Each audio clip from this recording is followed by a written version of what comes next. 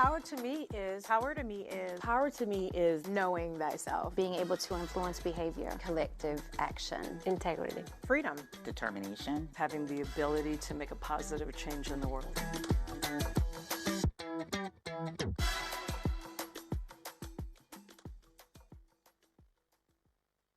What do girls talk when they get together? Boobs, yes, but also wizards. Of course we're gonna think about how to build better buildings, break better codes, and how cute we'd be looking wearing our lab coats.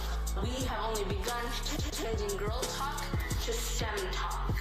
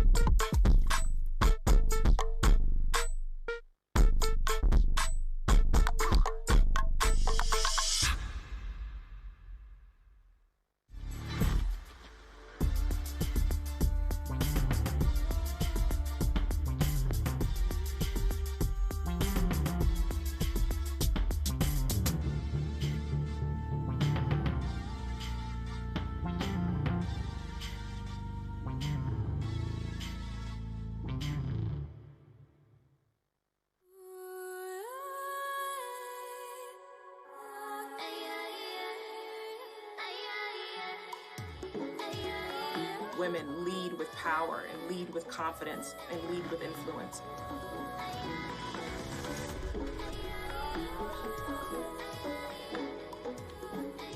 Quite frankly, our leadership is the future. The cardiology community hasn't been very friendly for women. Telling their stories and giving everyone hope is what I'm here to do.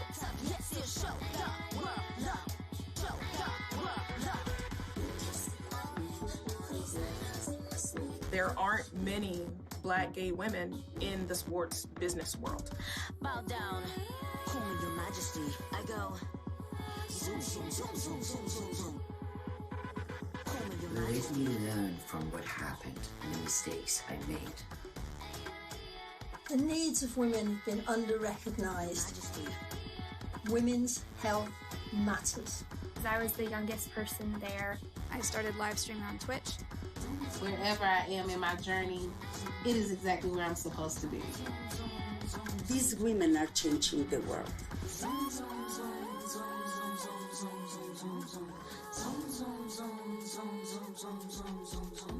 World Women Hour. World Woman Hour. World Women Hour. World Women Hour. World Women Hour. World Women Hour. World Women Hour.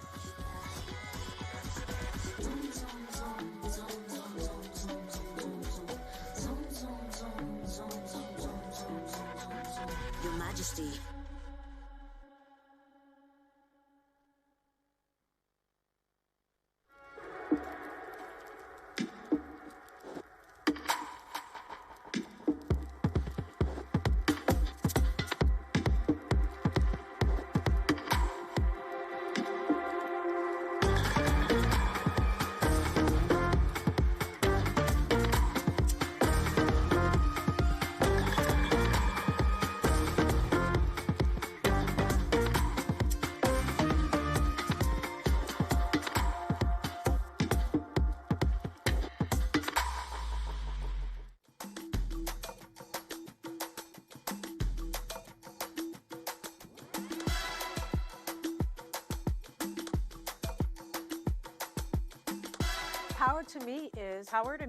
Power to me is knowing thyself, being able to influence behavior, collective action, integrity, freedom, determination, having the ability to make a positive change in the world.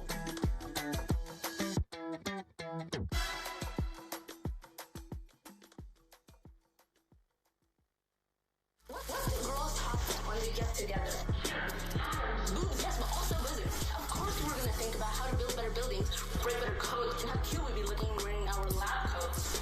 We have only begun changing girl talk to STEM talk.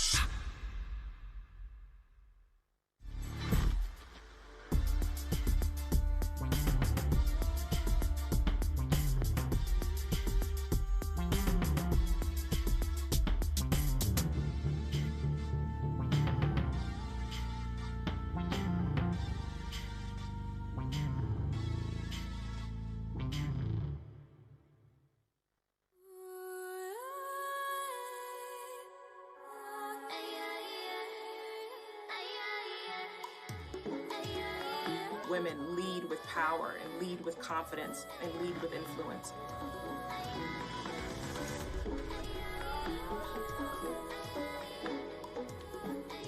Quite frankly, our leadership is the future. The cardiology community hasn't been very friendly for women. Telling their stories and giving everyone hope is what I'm here to do.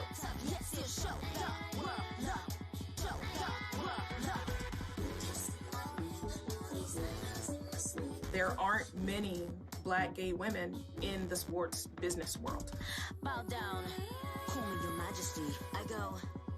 Zoom, zoom, zoom, zoom, zoom, zoom, zoom. Call me your Let majesty. me learn from what happened and the mistakes I made.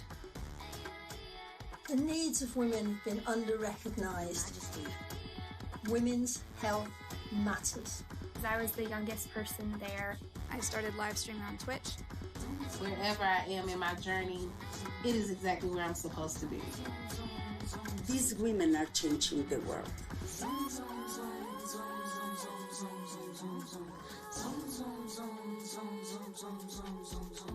World Women Hour. World Woman Hour. World Women Hour. World Women Hour. World Women Hour. World Women Hour. World Women Hour.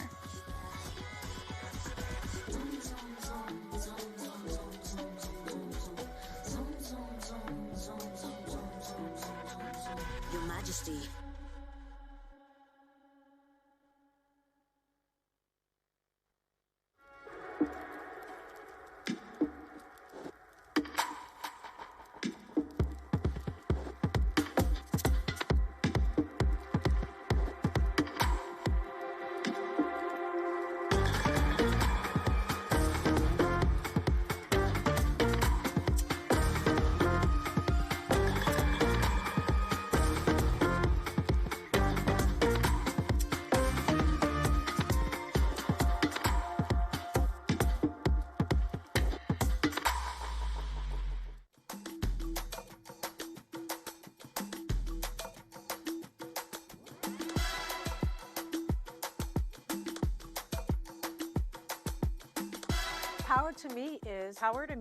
Power to me is knowing thyself. Being able to influence behavior, collective action.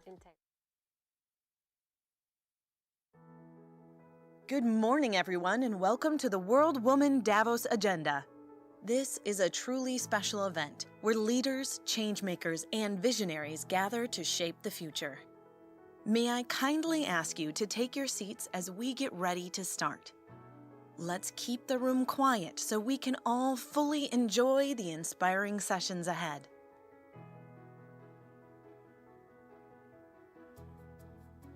May I kindly ask you to take your seats as we get ready to start. Thank you for your cooperation. Please make sure your phones are silenced as we begin this incredible day.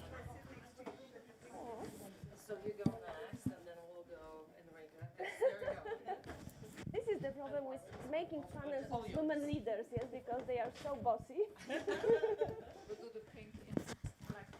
Oh, very nice, very nice. Now it's perfect, yes?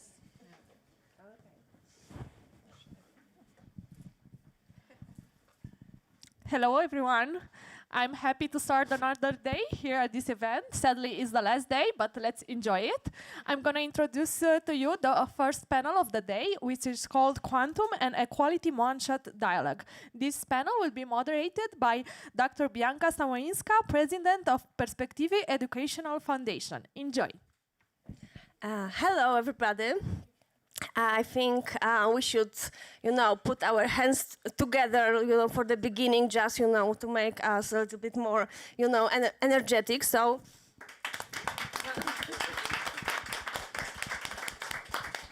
yeah, and I think that everybody who is here now, it's like really person who deserves, this applause.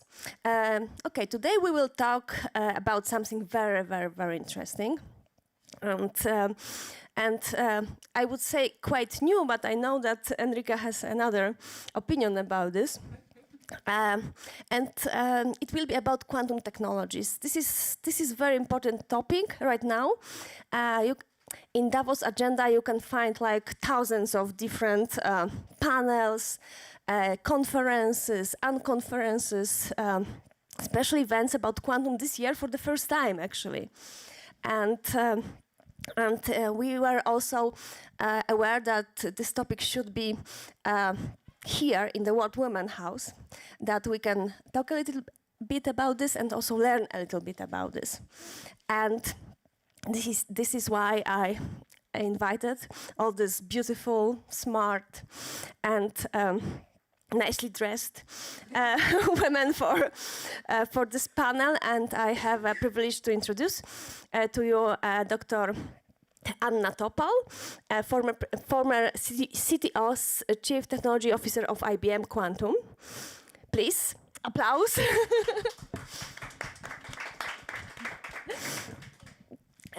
Reshma, please tell me your last name, because I... Ramachandran. Yes, Reshma Ramachandran, and she's a very important person in Boston Consulting Group here in Switzerland, in Zurich, and she's responsible for AI transformations. Woo!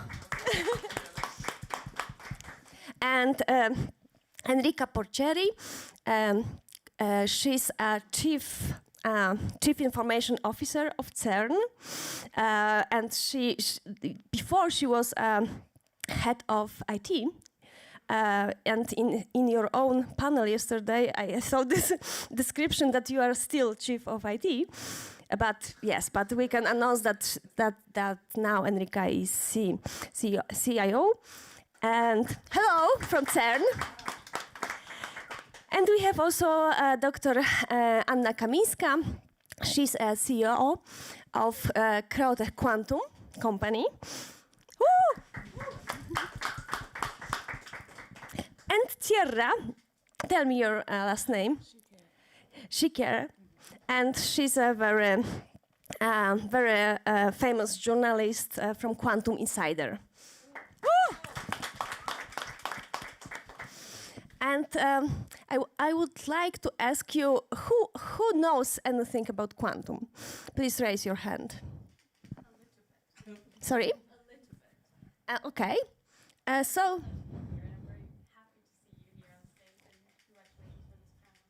Thank you so much. Okay, so you know something, and I think we should also make some small introduction about the topic, and what is actually quantum? What are the quantum technologies?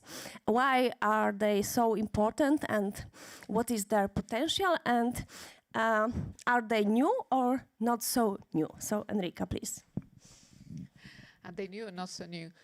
I think what's new is the speed at which we're first of all talking about it, and then we're developing application on it. So quantum technology, quantum comes from the quantum theory, which is 100 years old. So nothing really new per se as a foundational element of it.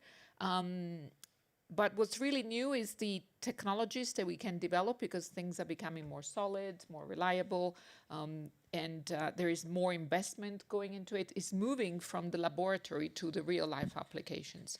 So both in terms of hardware and software.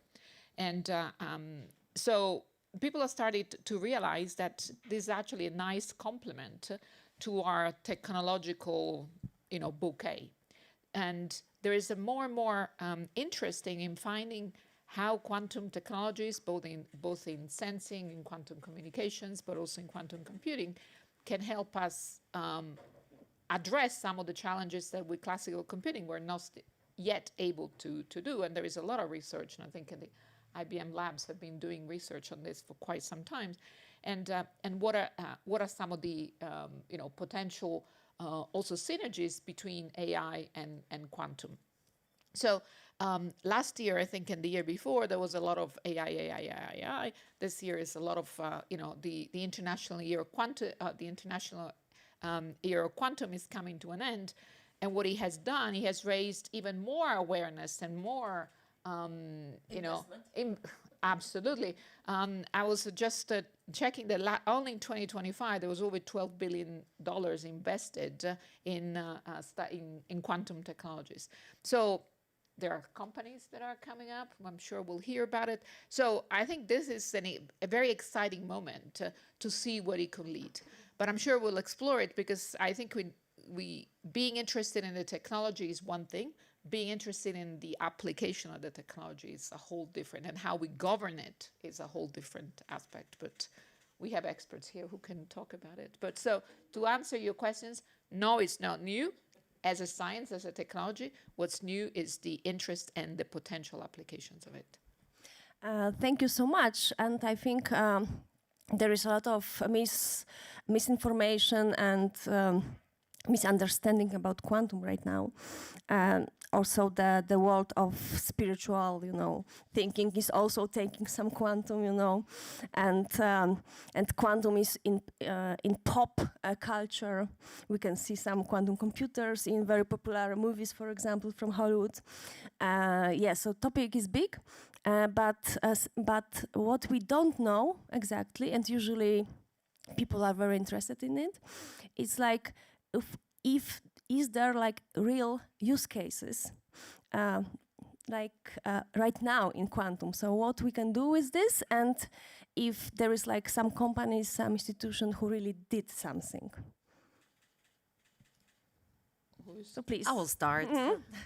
So I did wanted to say that I think there is a difference in where the quantum will bring the biggest differentiation, and we believe, because we're talking about quantum mechanics, so it should be about the way materials are built, so quantum chemistry and others. So we think from the point of view of really creating opportunities for humankind. That's the area, molecular type of modeling, and just learning more about, would it be new materials for batteries, new materials for catalysts, new materials for pharma.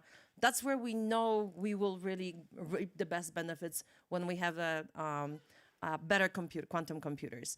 But I do wanted to say that the biggest investments right now, because that's the opportunities come in various areas. We know that the quickest to market opportunity is around machine learning, AI and machine learning, and it's because this is the part when Enrique commented, quantum for AI and AI for quantum. This is where we can augment what we are missing in, for example, in AI, good data sets, ability to find better patterns.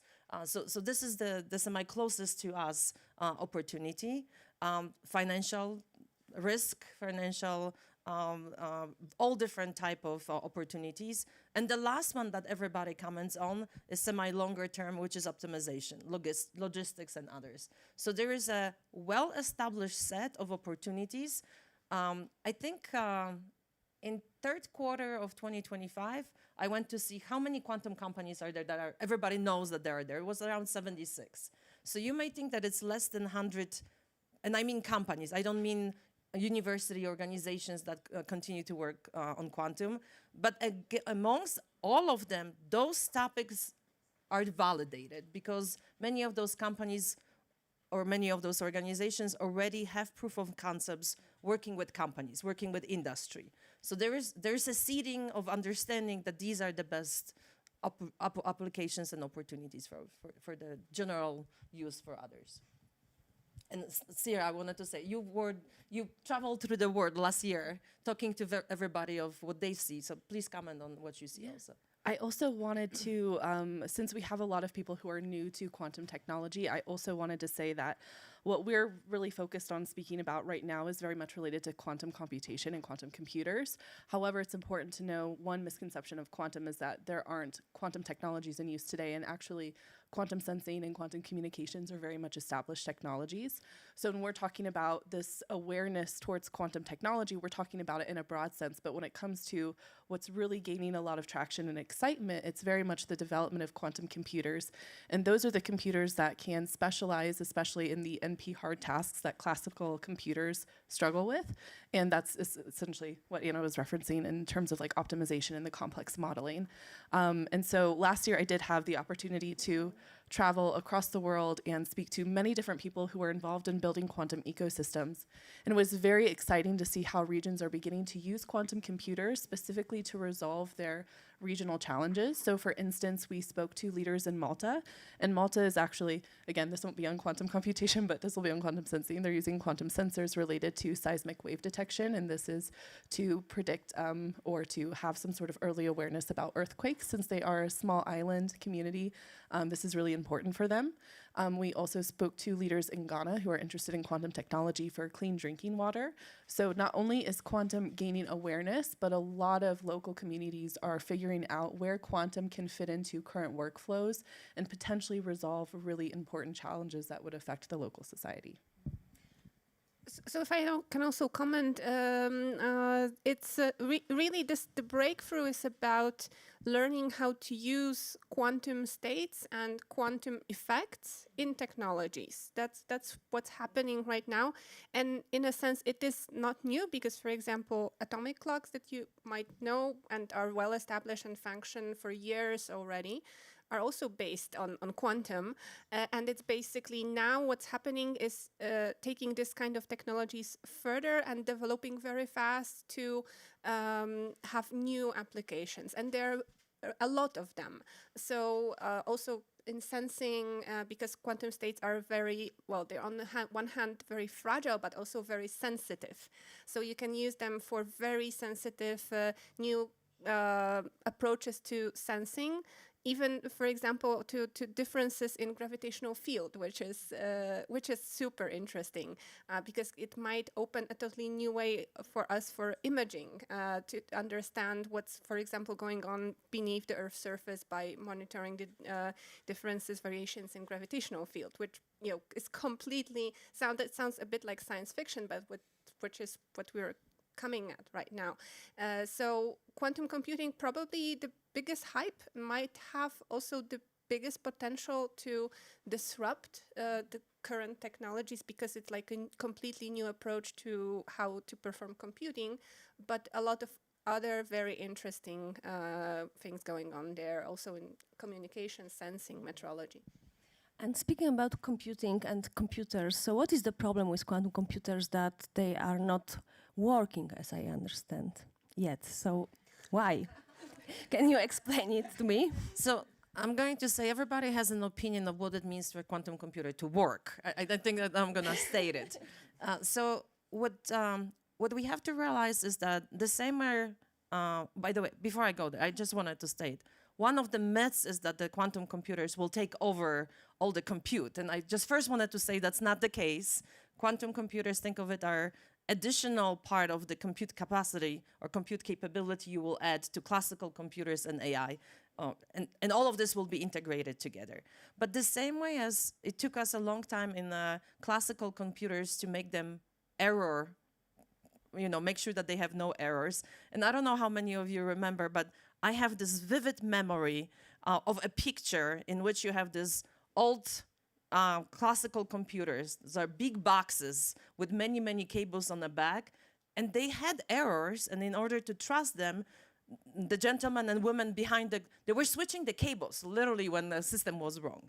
And so think about this, that's where we are with the quantum computers. By the way, in classical computers, we figure out how to fix this. And that's why you trust your banking, that it is a non-fraudulent type of transaction, because you trust the compute piece.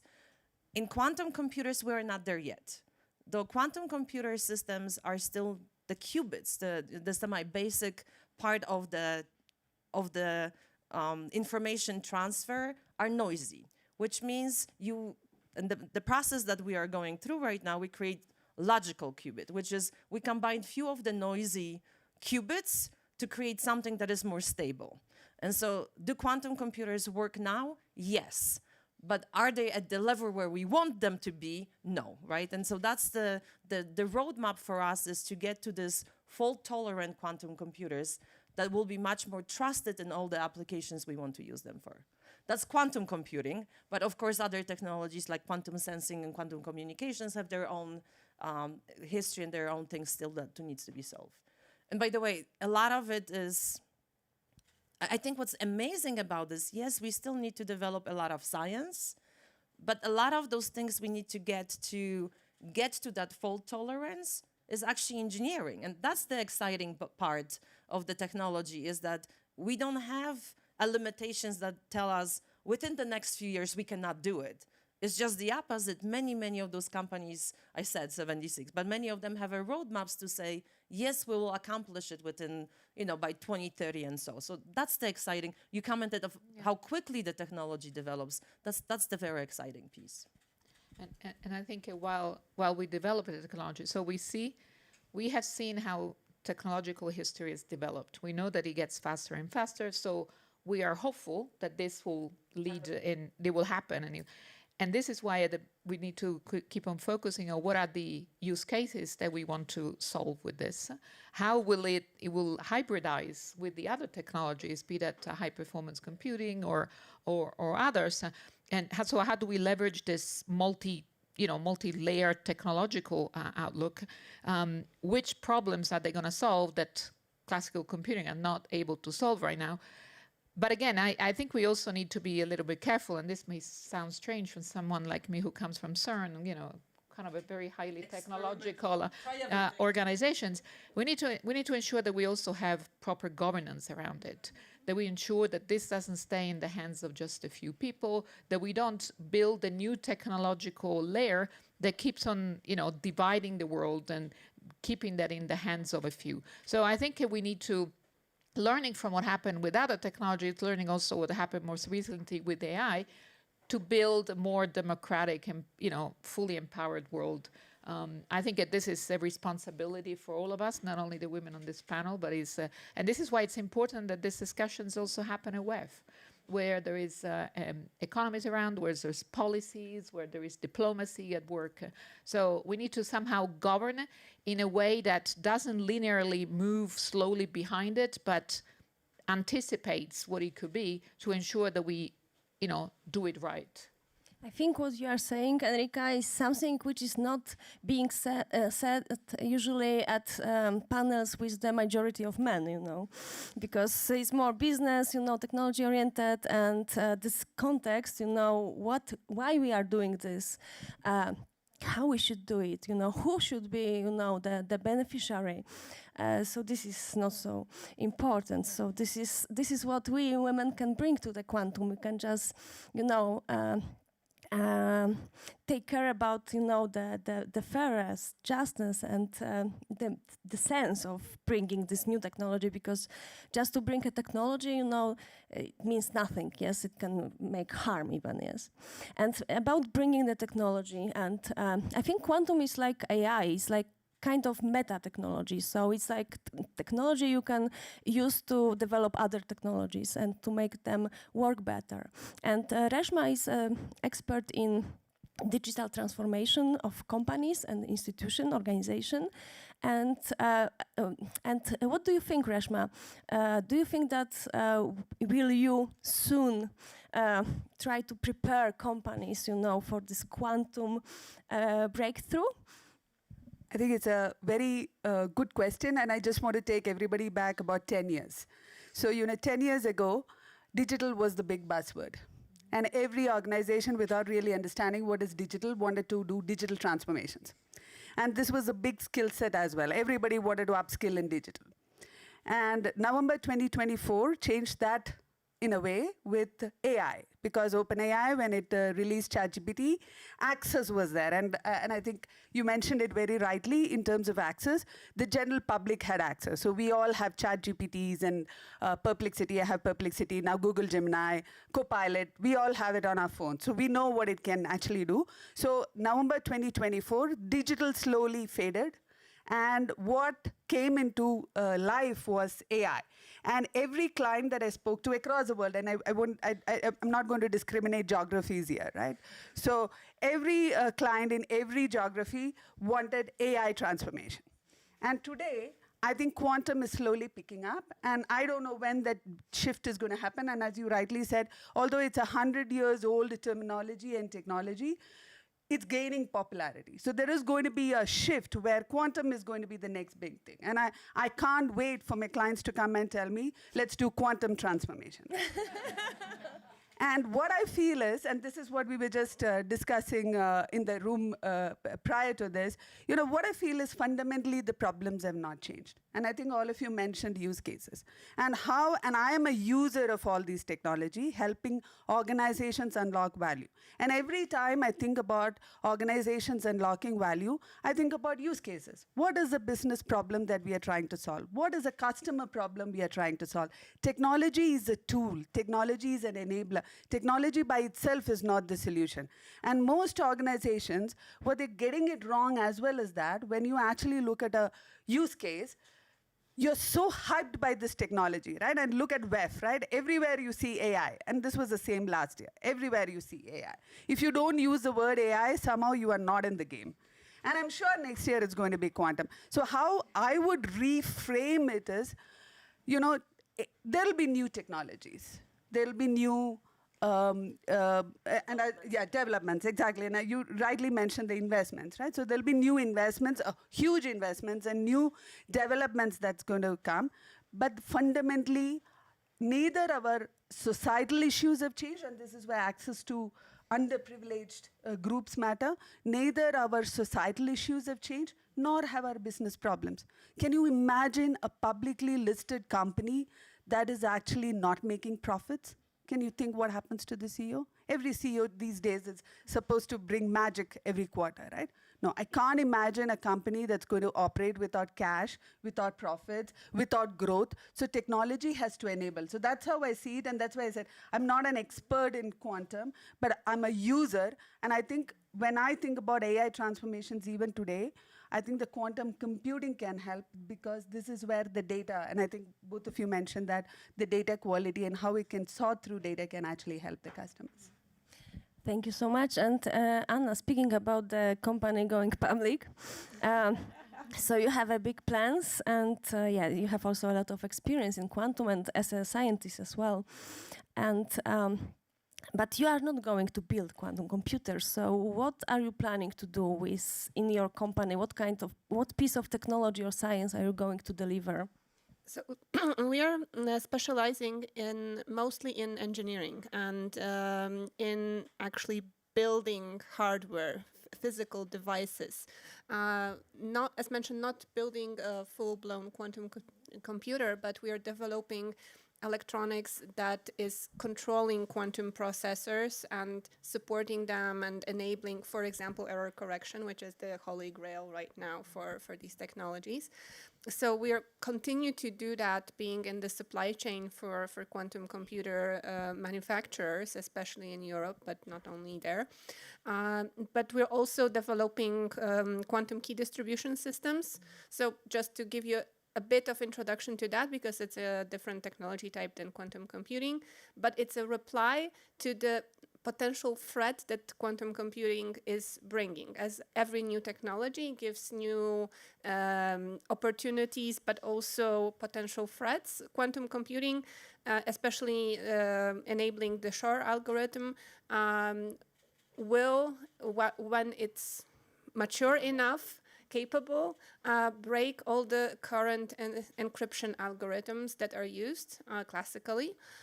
So, of course, people were thinking about it for some time now, and there are like two ways out of it. One is following the classical path, so thinking of more and more complicated algorithms that you can use to protect your encryption.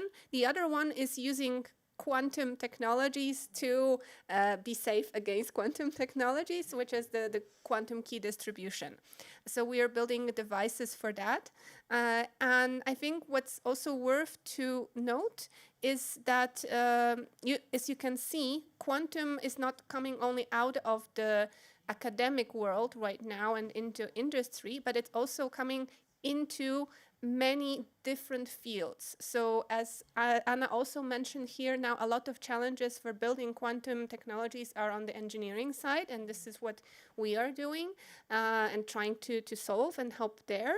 But they're also on the side of software development, of developing algorithms, of using algorithms, of actually security systems implementing networks. So it's a very interesting time to get interested in quantum, on both fronts. One, how you can potentially use it in the future, because it's very new and it's very different, and hence you need to learn a bit about it before you know how to actually use it. And the other is, what are the new job opportunities that quantum is going to bring? Because I think it's going to really change the market. So yeah, I'm very happy that we're talking about quantum right now, because this is exactly the time to do that. I heard, this is interesting, yesterday we had a panel with John Martinez, who won the Nobel Peace Prize Beautiful for physics. panel. It was a great panel, actually. Yes, it was a great panel. Yeah, no, it was like his things of his reactions on hardware is really important, and everybody was like, because everybody focuses more on the high, and he says, look, we need to stabilize it. So there's please encourage people to go, into engineering to trying to solve these hardware problems, which I actually hadn't thought of. That was a good reflection. But I think it's looking also at the application side, if I may think, and the governance side. I think we have learned with this large transformation that governance is really important. How do we anticipate or what some of the complexities on the use and applications and the access of these technologies are? What about if we develop systems that then cannot be broken, or they're going to break everything that we know right now? So those are things that we need to, as a society, we need to be aware of. We need to think. We need to govern. And I think that there will be an interesting continuation of these discussions in addition to the hardware side. And looking at the use cases is the other part that I think personally we're investing at CERN through the Open Quantum Institute quite a bit, looking at use cases to solve SDG problems. The other thing we hear at WEF all the time is the SDGs. Well, a few years ago, it was all this big, the wheel of the 17 SDGs. And I think it's what we're trying to do is that, okay, what are some of the currently intractable problems in what are addressed through the United Nations that we haven't been able to address technologically? That maybe quantum could be that leap that we hadn't addressed on. And again, I think that as a society, we need to be very ingenious and think about applications, need to think about engineering, we need to talk about governance. There are very multifaceted aspects of this technological development that I think at panels like this have the opportunity to bring up for everybody to think of. And talent building is the other one. I mean, do we have the right people, the right talents, such as not only engineers, but they are lawmakers, they are philosophers, they are social scientists who look at this technology.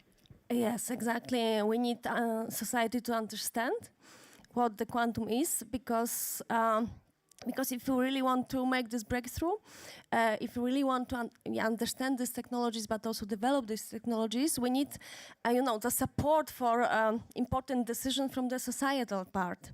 If we don't understand quantum, we will never, let our politicians to invest in quantum. Yes, so we are talking now about the communication and all these barriers, because this is like. A little bit humbling, technology, because we are listening to this quantum mechanics, and we are just, hiding a little bit, and we are scared. It's like new rocket science, yes. And Tierra, you are a journalist. You are writing about quantum for a long time yet. So how do you reach like a regular person with this knowledge about quantum? How do you like getting them excited? That's a good question. So I think there's a couple parts to this. So the first thing is to really understand that communication is very much essential to the development of technology, because when we enter into the hype cycle and when the media becomes very much overhyped and communicates the technology in a very inaccurate way, then people lose trust. And when people lose trust, we lose opportunities for investment, which quantum technology desperately needs. And so it's very important as a writer, and for all of us who are in the industry and who speak about the industry, to be very accurate and very careful and intentional about the way that we speak about the technology itself, because because we do want to communicate it in such a way that is broadly accessible while still remaining factual, so that we can gain the credibility and the trust that we need in order to fund quantum long-term, because it does require a very much like a long-term investment cycle. And so in order to reach more people, a lot of us in the industry are very much advocating for how do we not just talk about quantum, but how do we make quantum more visible? So how do we take this technology that's very hard to, in some ways, understand because it's based on very abstract concepts, and how do we bring it into reality and help people connect with it more viscerally so that they can see how it works and also understand how it impacts their daily life? And so one thing that comes to mind, for instance, is the Women in Tech Summit from last year in Poland. Anna Topol, super grateful that you were able to get a quantum computer to that summit. And so thousands of women who had never been familiar with quantum technology before could see it. They got to see the golden chandelier in real life and got to see how it could work and how it could impact their lives. And in that way, they got very excited about the technology. And I think that's the part of awareness that we really need to focus on, is not just the text, which I'm a writer, I love writing, but how do we bring the technology into real life and actually show people how it works and how it will affect them? Yeah, and if I can just add, I think you hit a very, very sweet spot there. I think it's today we have access. I believe we have access. Compared to like about 20 years ago, we have access to technology, but we don't have the agency. And I think agency is very important. And I remember, when we started talking about AI to organizations and to individuals, and most of the women, and especially women, I have to say, came back to me and said, I'm not an engineer. I don't know how to code. And this really took me back, because I am an engineer. I don't code, but I'm an engineer. And I've never thought about it that way, that to use AI, you need to code, because I use it daily and I don't code. And I think where we need, together with access, where we need is the agency. And that's where, if you see something, that you don't need to know the exact quantum mechanics and the theories and all of that. You can use it. And that's also where I believe we should talk less about the technology itself. We should talk more about the problems we are solving, be it the societal problems. And you mentioned some of the examples from Ghana, for instance. It's not just the societal problems. Even in a business context, when I actually talk to business leaders, they're less interested in the technology that I talk about. They're more interested in what problems I can solve. But can I challenge you a little bit about the access part? Because I'm not sure that we actually have access to the technology. Or at least not everybody does. And I think that that's the other thing that we need to make sure that there is still, I think there is a threat of a larger divide between the haves and the have-nots. And this is why I think that we've seen in a lot of the AIs is very biased. So even the access is not correct or inclusive. So I think because there is such a large investment needed, and there is such a, the competencies to access the barrier quite high.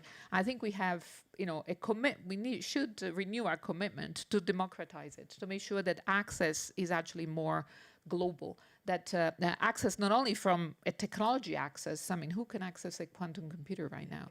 And so who can shape it?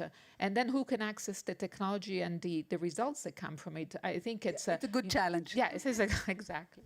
But I just wanted to say is that the one thing, for me as a scientist, I think the one thing that excites me is that in a way we are blessed with quantum computing, that AI came before that. And from two different ways. Number one is the society had the chance not just to see movies, I'll Be Back from Transformers and worry about AI, but they got to really experience it and talk about what does it mean to be transparent? What does it mean to be ethical? What does it mean to be? And so the society is ready to ask the same question of any next technology that will come. And so for us scientists and engineers, we truly are more prepared to understand that those are the questions we're going to have to be answering, period.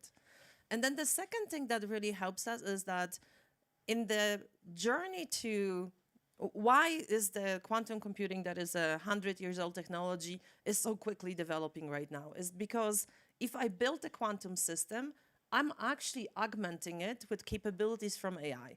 I can do the whole management, going back to work management of various jobs that are submitted to the quantum computer, AI can manage it. I can do the various works that relate to, going back to the programming. Yes, not everybody can operate the quantum computers because you have to program it at this time, but you have advisors, right? You have AI that can help you so that you can quicker be familiar with AI, with quantum systems and be more effective at using it. Where we are not yet, clearly that's where, by the way, everybody is in, is can we lower the barrier to the point that you don't have to think like a physicist what at the bottom that quantum computer does.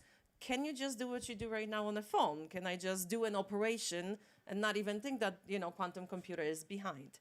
And so we are blessed in a way that we're the next technology. But as you said, because of that, we are more challenged because we have to not only be aware, but be the proactive one addressing it. Yeah, I think this is very interesting way of thinking. And and I wanted to, we are in the World Woman House, so we should also talk a little bit about women. And do you see any special role for women in this field? So what could be our a unique contribution to it? I'll go first. So first and foremost, see many opportunities for women in the field. I came from a physics background, and in university, it was very much studying physics. You would often be the only woman in the room. Working in the quantum industry, I have never been exposed to so many women leaders in my life, honestly, and it's very inspiring and motivating. And in all sorts of roles, and whether it's communication or scientists or doing research or starting their own hardware companies, I mean, it's really inspiring. And then I think a really special role for women, when I was also, again, the Women in Tech Summit, I was speaking to Catherine Spendier, who used to teach physics. And she brought up this very interesting point that at the summit, a lot of us had the discussion that when we spoke to women at the summit, we noticed that they asked different questions than at other tech summits that we had been to. And so something about women is that they ask different questions and they also perceive things differently and explain things differently. And so we have this very unique opportunity to come in and offer a different perspective on how to talk about quantum and how to educate around quantum.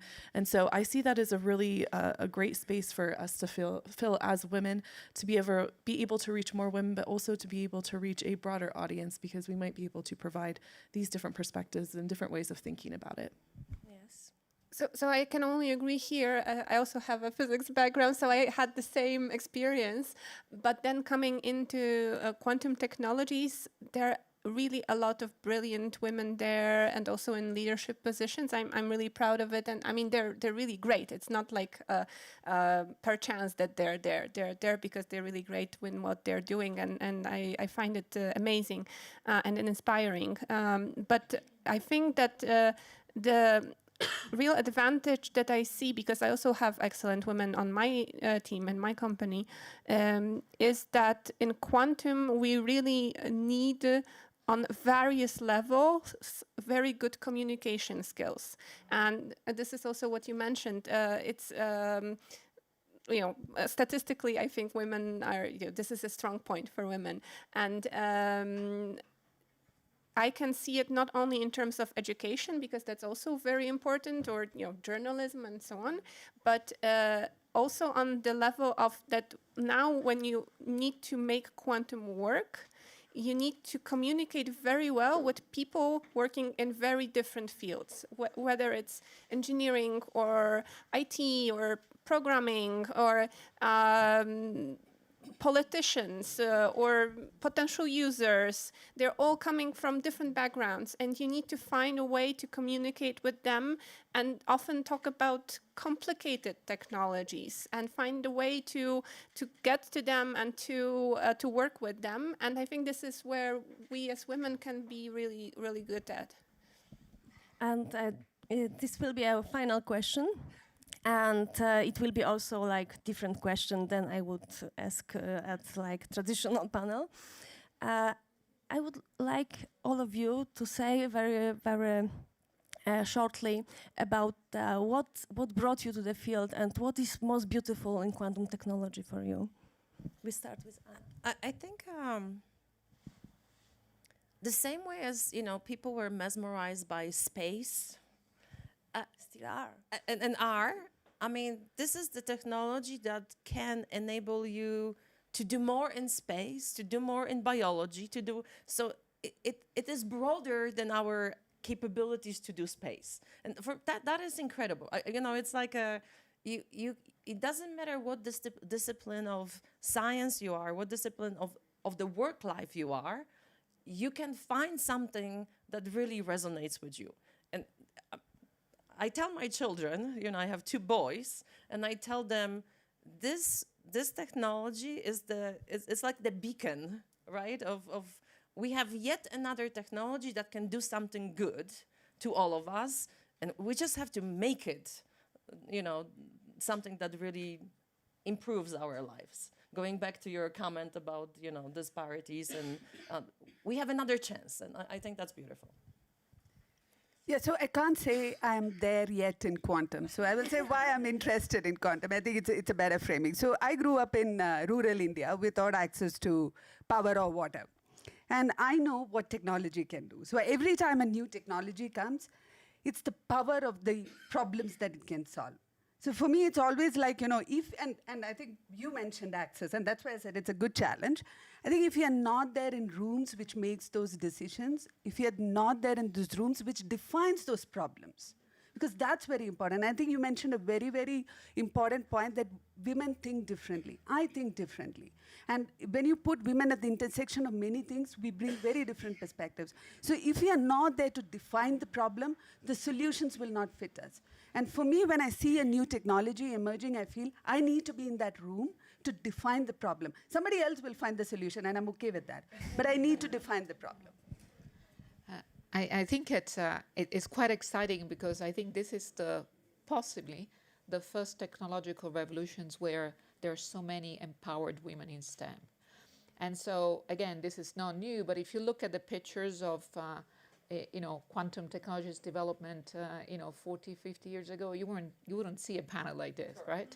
It was very different. So I think there's been a growth in empowerment of women in STEMs, and now we are in the room. We're in the room defining the governance aspect, the access, the equitable, but also the engineering.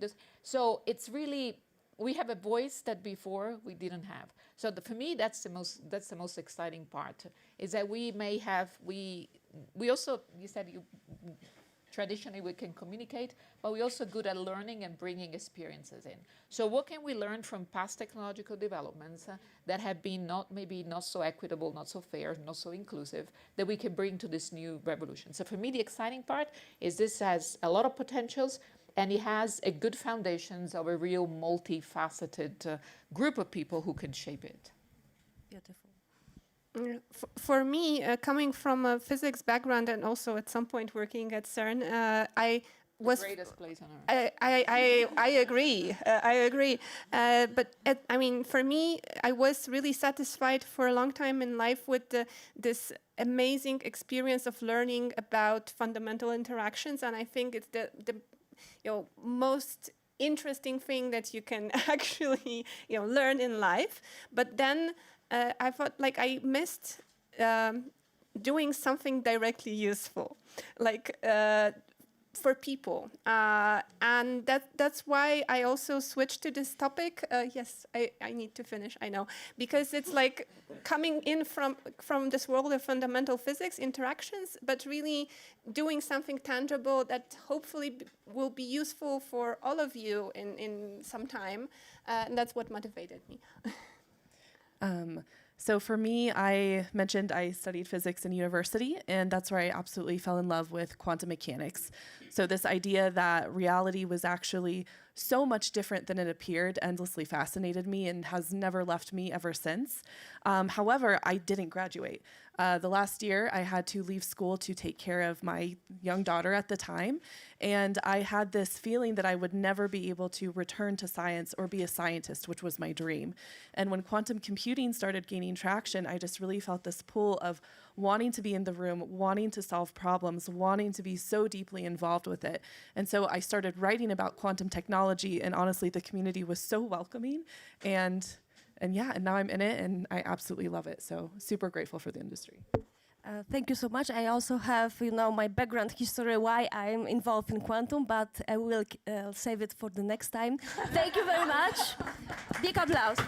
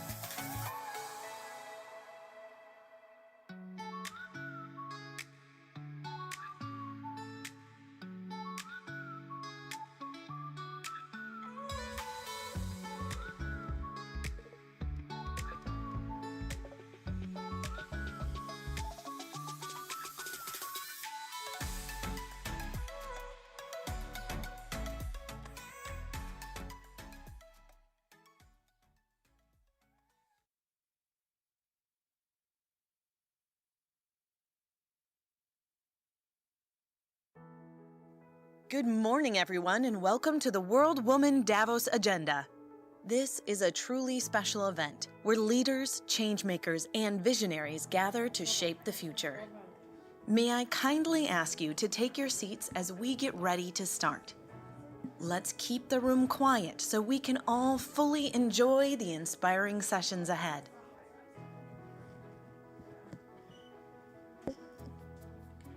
May I kindly ask you to take your seats as we get ready to start. Thank you for your cooperation. Please make sure your phones are silenced as we begin this incredible day.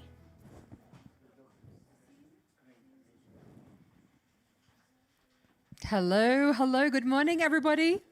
Hello. I'm not hearing, I need to hear the energy in the room. Good morning, everyone. Morning. Good morning, Salaam alaikum. My name is Sally Musa, senior presenter at Forbes Middle East, and I'm super excited to be back here at the World Woman Davos Hub. We have an incredible session for you now. It is all about the art of influence. Influence today isn't defined by title or reach. It is defined by culture, by what we create, what we repeat, and what we normalize. Art, design, media, and sport are no longer sideline conversations to power and policy. They are shaping identity, aspiration, and how regions are understood on the global stage. So this session is very special because it's bringing together women whose influence stems not from one industry, but from many. But it has the same understanding, and that is that visibility carries responsibility, and that culture can move markets, it can shift perceptions, and it can open doors. I'm so excited to be joined here on the stage. From my left, I have Nabila Abu Jadail, Saudi artist and award-winning director and goodwill ambassador for the King Salman Humanitarian Aid and Relief Center. Welcome, Nabila. Hello, welcome. So good to have you, yes. Thank you all. Thank you for attending. Next, we have Khadija Al-Bastaki, Senior Vice President of Dubai Design District, or what we love to call D3, where creative ambition meets economic infrastructure. She is a power woman in the world of art and design. Please welcome Khadija. And last but not least, Kariman Abu Jadail, Saudi Olympian and Guinness World Record holder. Her influence extends well beyond the track and well beyond the sports field. Welcome, Kariman. It's great to have you. Thank you. Thank you all for coming. Super excited to have the three of you on this power panel. Khadija, if I can begin with you. Dubai Design District, for those who have not visited, I'd love for you to tell us a bit more about it and why within, not just Dubai, not just within the UAE, and in fact the wider region, why it's become a catalyst for regional creative growth. And I'd love for you to also tell us how creative districts like D3, how they translate cultural momentum into real economic impact, particularly when we're talking about women-led businesses and emerging designers. Okay. So first, culture is being shaped in a supportive environment. When I say supportive environment, that allows design, art, culture, fashion, architect, and also tech to coexist and flourish together. In the district, we have more than 1,100 creative businesses, over 20,000 professionals who's working in the district, and all of them actually meet and network for the opportunity to find a place to grow and excel. Second, we have a strong educational, I would say, schools that is embedded within the district. So that is part where this the talent pool is nourished in the Dubai Design District. So that we have Dubai Institute of Design and Innovation. We have FAD Fashion School. We have L'École, School of Jewelry and Arts, that's by Van Cleef. And needless to say, we also have under the TCOM group where we belong, we have an interesting incubation setup that's called N5 Design, where startups find facility edge equipment, and they also have like-minded people, and we have access to mentorship, access to that. So this all is part of what is the ecosystem is provided. Needless to say that our rich calendar of tailored events, Dubai Design Week, Downtown Design, Fashion Weeks, all of them are opportunities for companies to excel and grow and showcase and illustrate their products and services and absolutely experiences to other people. And we also work closely internationally with partnerships where we support exchange of talents between us, the rest of the world, where we have partnership in place in Milan and UK. Then lastly, I would say such an ecosystem or tailored ecosystem for creatives is really crucial, especially for women, because women naturally in design leading these studios and creativity. So the district provides them with visibility, community, and a safe place to test ideas and turn these ideas to successful product or services at the end. It is an amazing ecosystem, particularly for people who haven't been there, who haven't seen it. I mean, you have the likes of Vogue Arabia that are also placed there, right? So, you understand that this is the place to come for design, for art, for fashion. It is right there, as you say, year round, and it is on all kinds of different levels. Isn't it interesting, though, that when we try and think of the most famous designers, most of them are men? But this is a place that definitely nurtures the talents of up-and-coming emerging designers, and particularly for women as well. Yeah, it's absolutely amazing. Thank you for that, Khadija. Nabila, I'd love to come to you. It's quite different what each of you does, but I feel like this weaves in so beautifully because your work, it bridges art, film, and humanitarian advocacy as well. Storytelling is so critical here. How can storytelling through media reshape the perceptions of women in our region, in the Middle East? You're from Saudi Arabia. Khadija is from the UAE. Of course, Kariman, Saudi Arabia as well. How can it change the perceptions of women in the region, and how do you see it influencing global conversations as well around identity, leadership, and social responsibility? Thank you for having me. My name is Nabila Beljidayan, and as my colleague Sally Musa mentioned, that I'm an artist, producer, director, and Goodwill Ambassador for King Salman Relief Center and a co-founder of Soraya Productions. I've noticed through my work with art that art is therapy. And through my work as a Goodwill Ambassador, the creativity and art usually turns survival into expression, and expression into healing.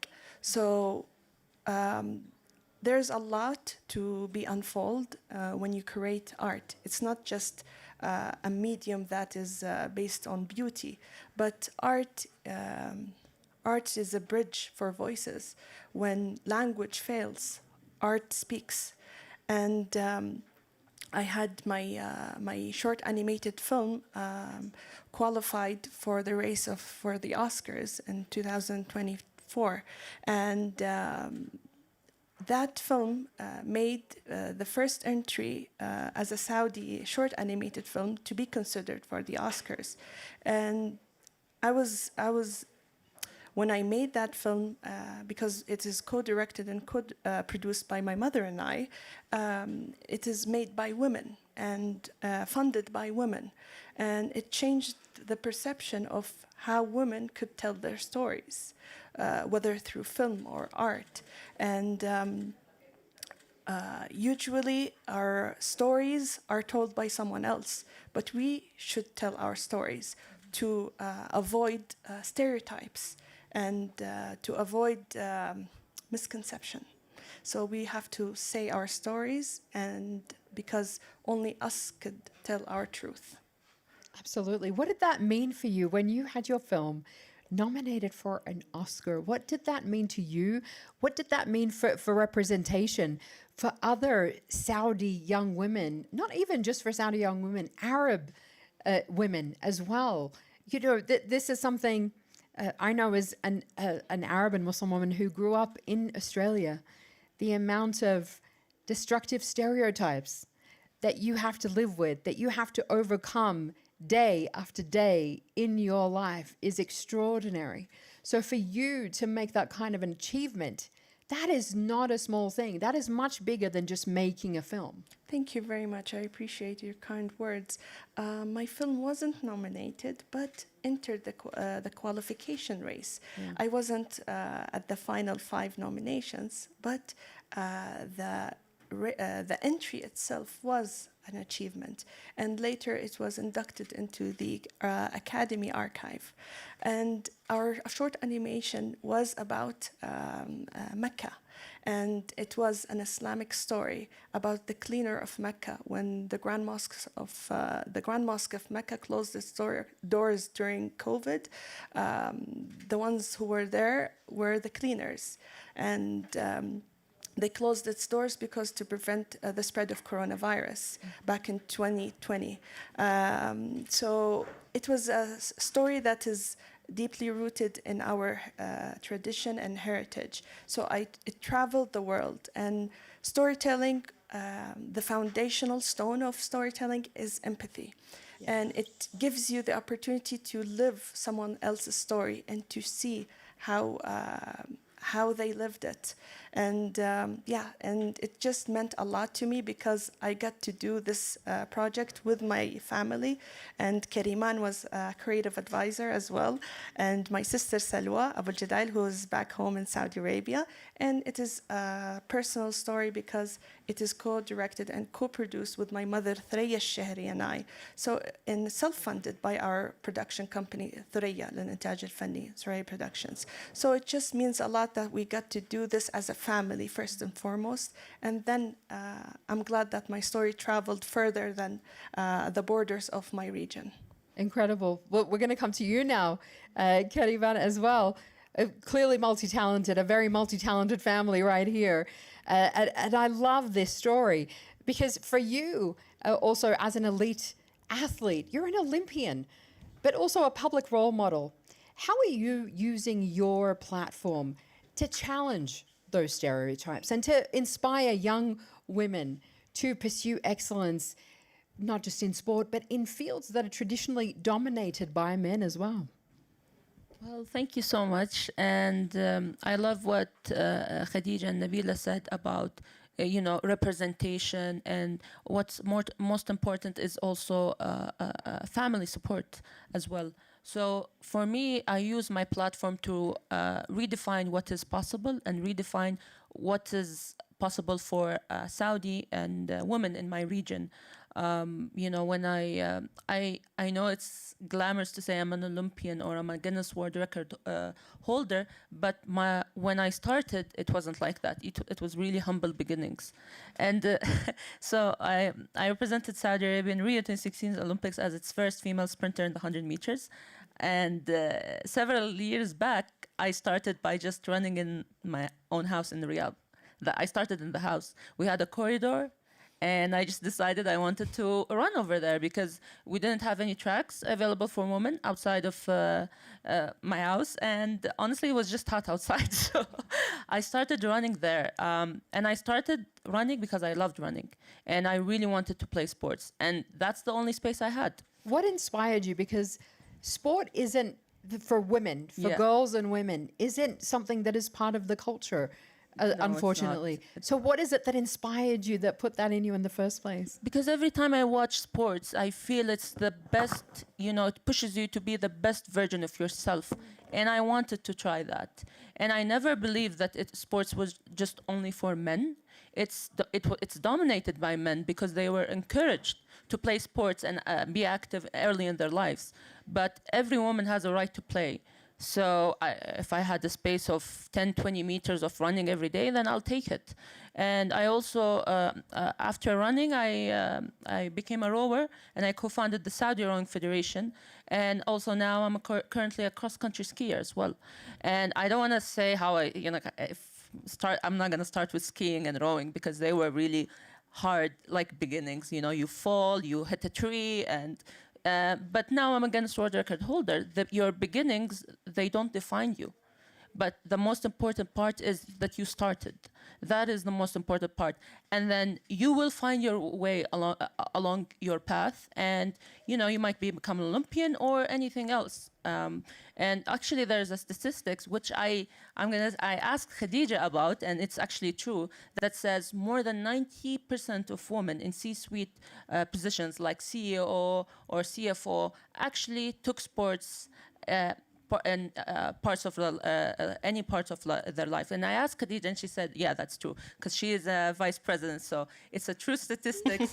And I feel if women are healthy and are active in life, that we're going to have a thriving community, because women are the backbone of any society. What kind of stories have you heard? After going to the Olympics, doing what you do, what kind of stories have you heard from other young women about your participation and how it's inspired them? Oh, I heard so many stories. Actually, I have one of my relatives who took the same discipline and same sport. Until now, 10 years later, she is still active. And she is part of the team, and she still competes till today, just because she saw me running in the Olympics. And also, you have to be here. It's not just about performance. You have to be, in Davos, talking about your experience, be on national television, because you have to have your voice heard and share your experiences. Because I want to normalize achievements, but I also want to normalize, losses. Because my losses in sports, how I lost, it's what defined me. Because the challenges, they changed you.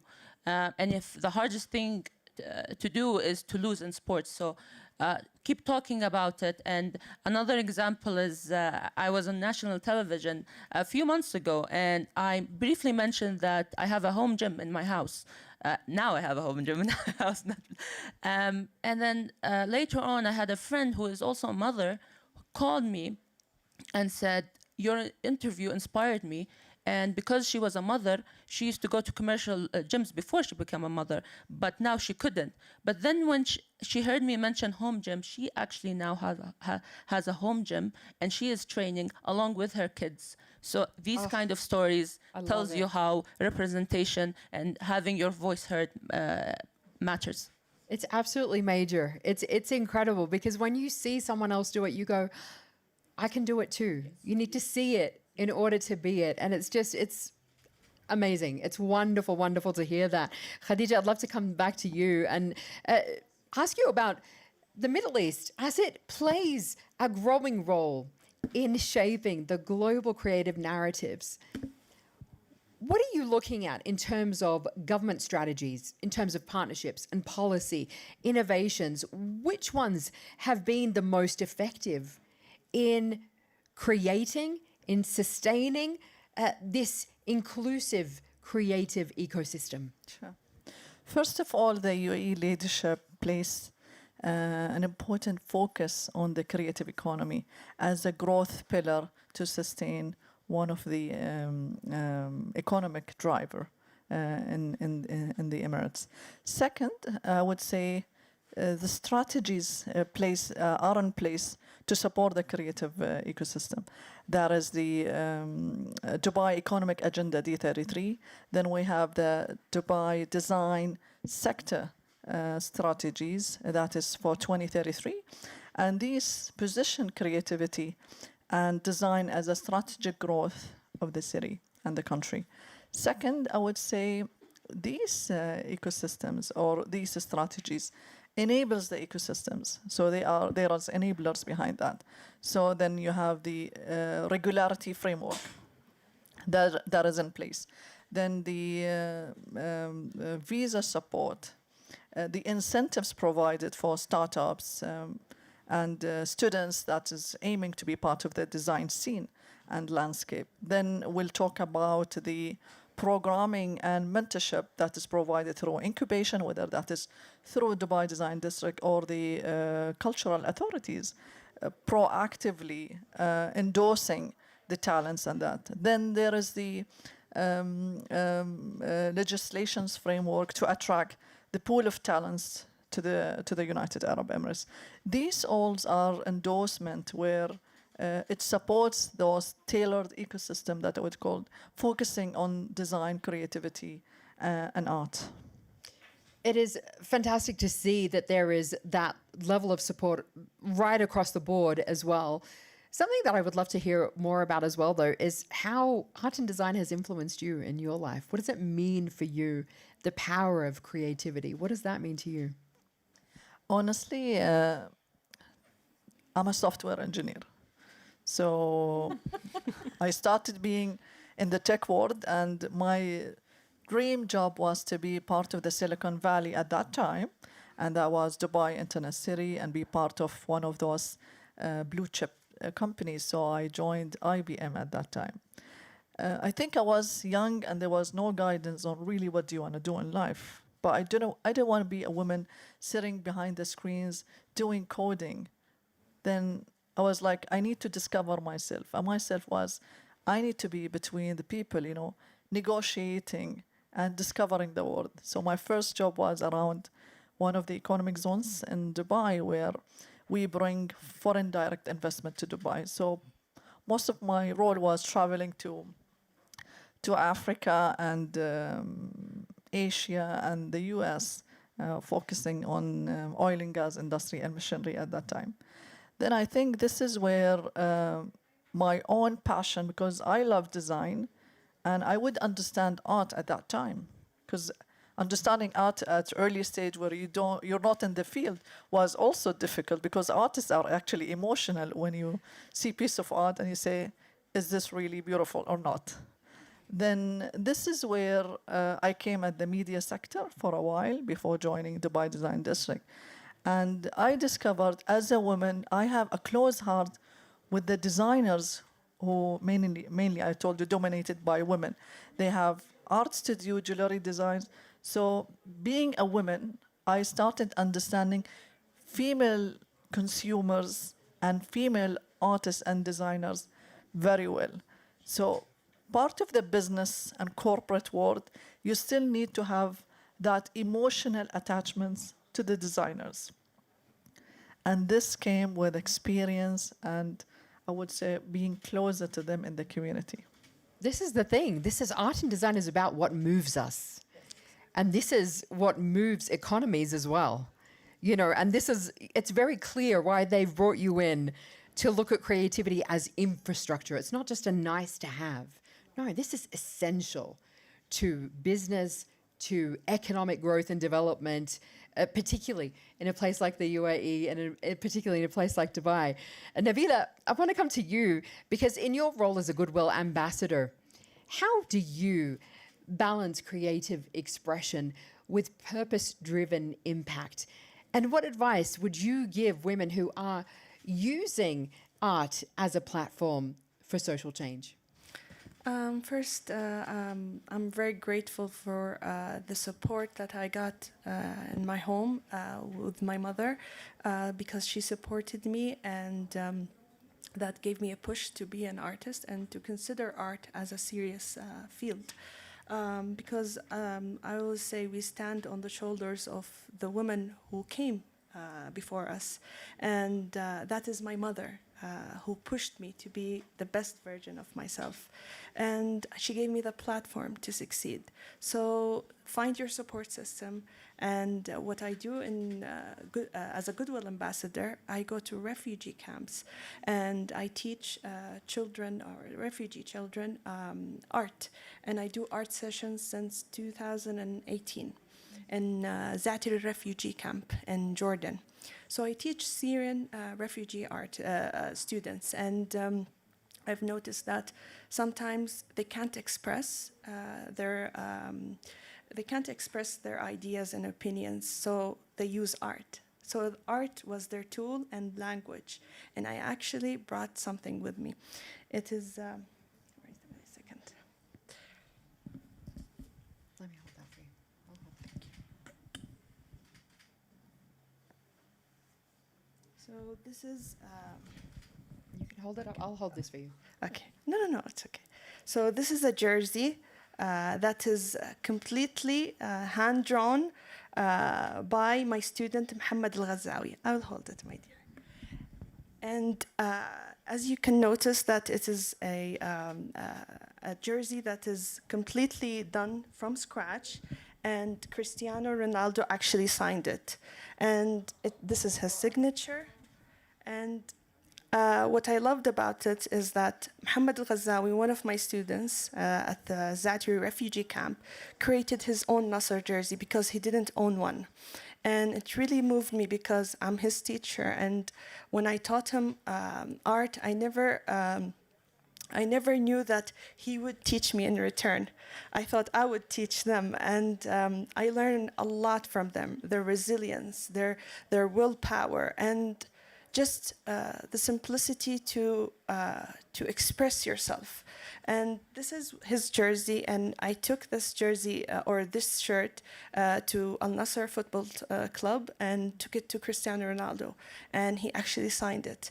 And How old is he? How old is Muhammad? He's now 16, and that was in 2024. So yeah, and this is his signature. So powerful. Oh my God, I want to cry. And also, I've noticed that when I first started, I'll put it just a second. I've noticed that when I taught my students at first at the refugee camp, they wouldn't sign their names. And I told them why. They said, would it matter to have our names? And I told them that, no, of course, everyone matters. And we're all here equal. So at the end of the sessions, I always notice that at the end of my sessions that they would sign actually their names in front of the canvas and behind the canvas because they're proud that they did this, and they're proud that they're here. And we're all equal, and art just tells us that it's a universal language, and it makes our stories more global. And Habibti. I'm good. I'm sorry, I didn't mean to. Yeah. What you're talking about is fundamental. I mean, you know, art, people talk about, art, and oftentimes you see art and design are the first things to get cut when there are funding cuts in education systems. But actually you can see the power of art. Like you said, it is healing. The ability, it gives you the ability to express when words are not enough. You don't have the words to say what you want to say. Exactly, and I remember in one of my sessions, my group of students, we had a session, and I gave them a blank piece of canvas, and the group wanted to paint on one canvas. They all, without speaking to each other, drew a house. That is a home. So it speaks. This is like you don't need need words. Wow. You can understand what they mean. You can understand what they mean, but it also brings you closer to them. Their experience, we will never understand what they have been through, but we understand that we are alike. Yes. And we can empathize with each other when we see that, when we see their art, we see what they express. We understand the oneness of humanity. Yes. In that way. The power of it is so profound. It is truly, truly incredible. Thank you for sharing that. I'm sorry. No, my gosh. It's important. It's important. We need to feel that. We need to feel that. I don't know if you all agree with me, but we need to feel that. Kariman, thank you. Thank you. Yeah. We need to feel it and understand the power of it. Sport, of course, is a powerful form of storytelling.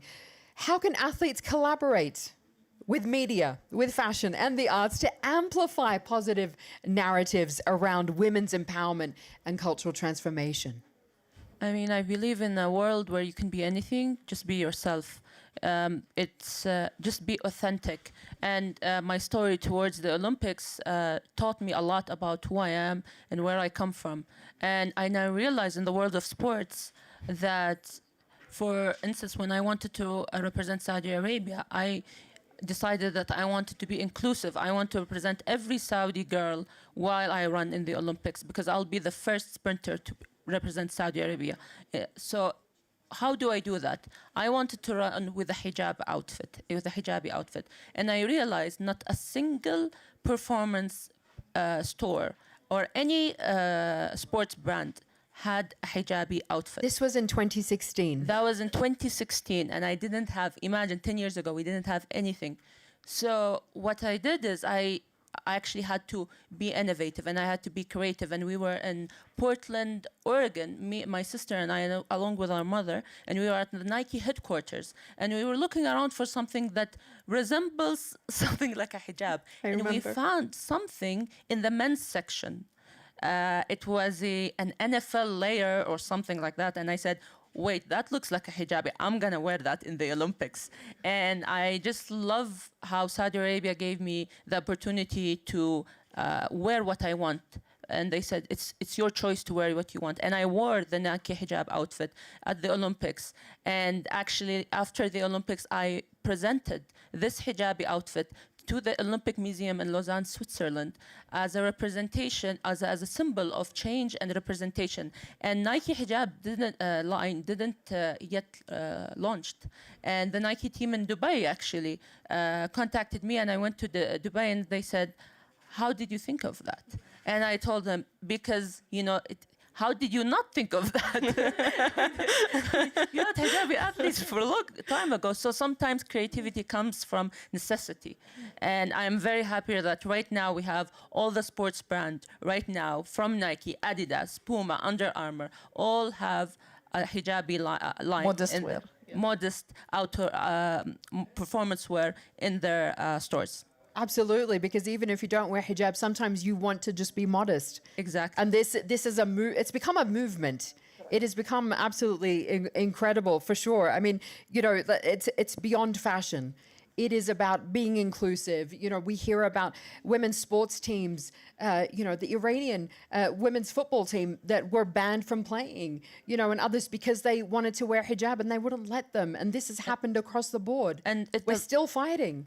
We are still fighting, but the most important thing is you sitting down with those brands. Like I sat down with Nike, and I told them, and I discussed why it's important to have hijab and how will it make me feel and will make other hijabi athletes feel. And not long ago, after that meeting, they actually launched the Nike hijab. Incredible. I remember that campaign. Yeah. Groundbreaking. Groundbreaking. Amazing. We're going to do one final quick round.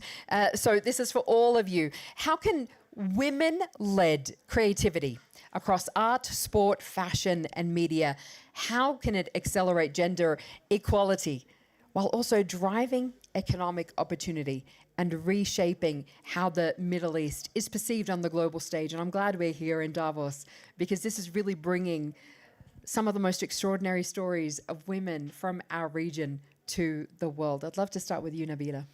I think first you have to be yourself. Just be yourself, and don't be afraid to be yourself. Yes, don't be afraid, and to be human. I mean, like, we're in Davos during the World Economic Forum, and have you noticed the robots walking on the promenade? So we saw yesterday a couple of robots walking, and there was a woman who said, I wish it would do my cooking. And and my mother wanted to reply to her, it would be tasteless. Why? Because yes, but she passed by. We didn't tell her, but it reminded me of a story that my mother used to tell us when we were children. It is of Uncle Scrooge. And Uncle Scrooge went to his aunt, who used to make amazing pies, and everybody loved them. And so they bought her beloved pies, and it was a successful recipe. So he wanted to imitate that, and he took the recipe and just thought of mass-producing the pies, and he did it through machines. But it never sold.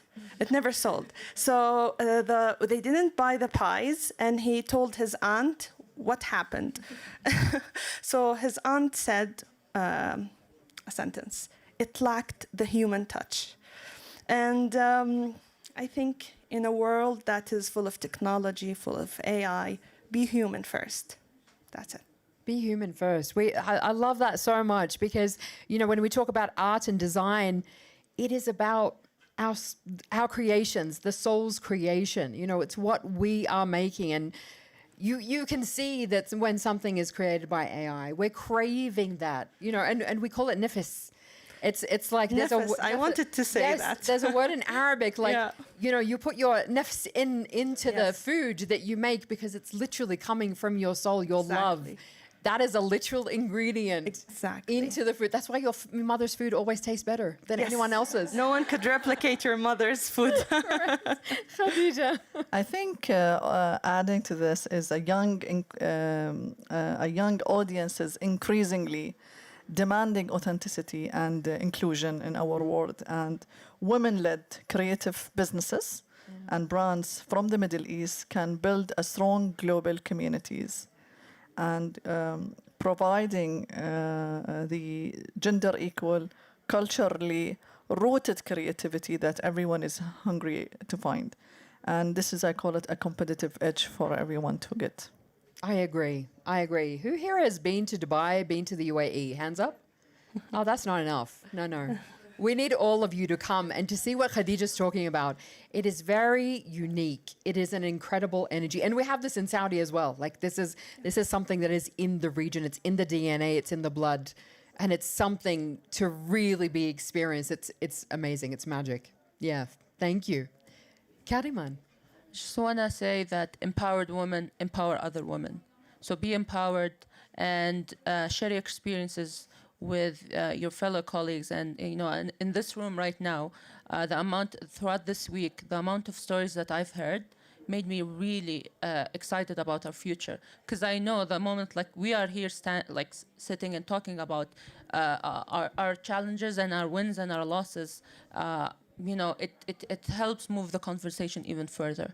And as long as we're talking about it, as long as we're showing up, even though we might not think it's perfect, but at least as you're showing up right now, this is what makes a difference. One of the most important things I think that you've said and that has been shared here is, don't just be out there doing this amazing work. Tell your story. Yeah. Tell your story, because other women, like we're doing here, are going to be inspired by it. Show of hands, who's been inspired by this amazing panel here? Oh, thank you. Absolutely. Ladies and gentlemen, please join me in thanking our incredible speakers. Thank you, Sadi. Nabila, Khadija, and Kariman. Thank you. Thank you. Thank you all so much. Thank you.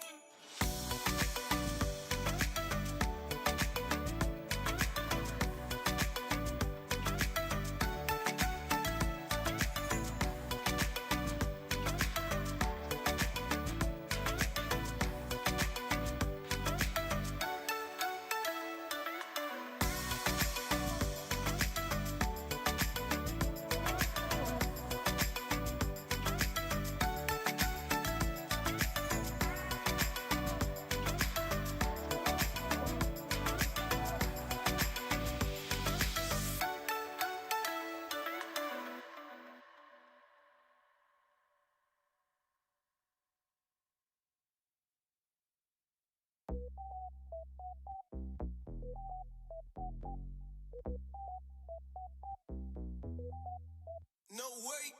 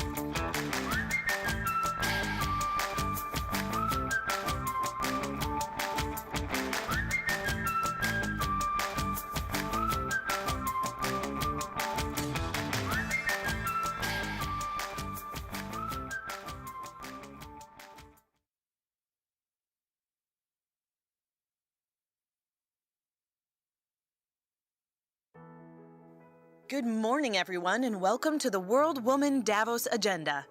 This is a truly special event where leaders, changemakers, and visionaries gather to shape the future.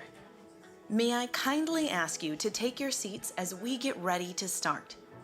Let's keep the room quiet so we can all fully enjoy the inspiring sessions ahead.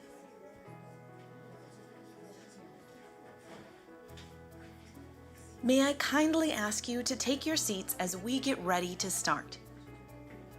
Thank you for your cooperation. Please make sure your phones are silenced as we begin this incredible day. Hello everyone, I'm happy to see you here. My name is Wana Oprah. I'm a youth delegate for the foundation. I'm pleased to introduce to you the next panel. It's called MG Empower, How Women Are Leading Growth Through Creativity. I'm pleased to invite on the stage Mayra Genovese, which is the founder and CEO of MG Empower. Welcome.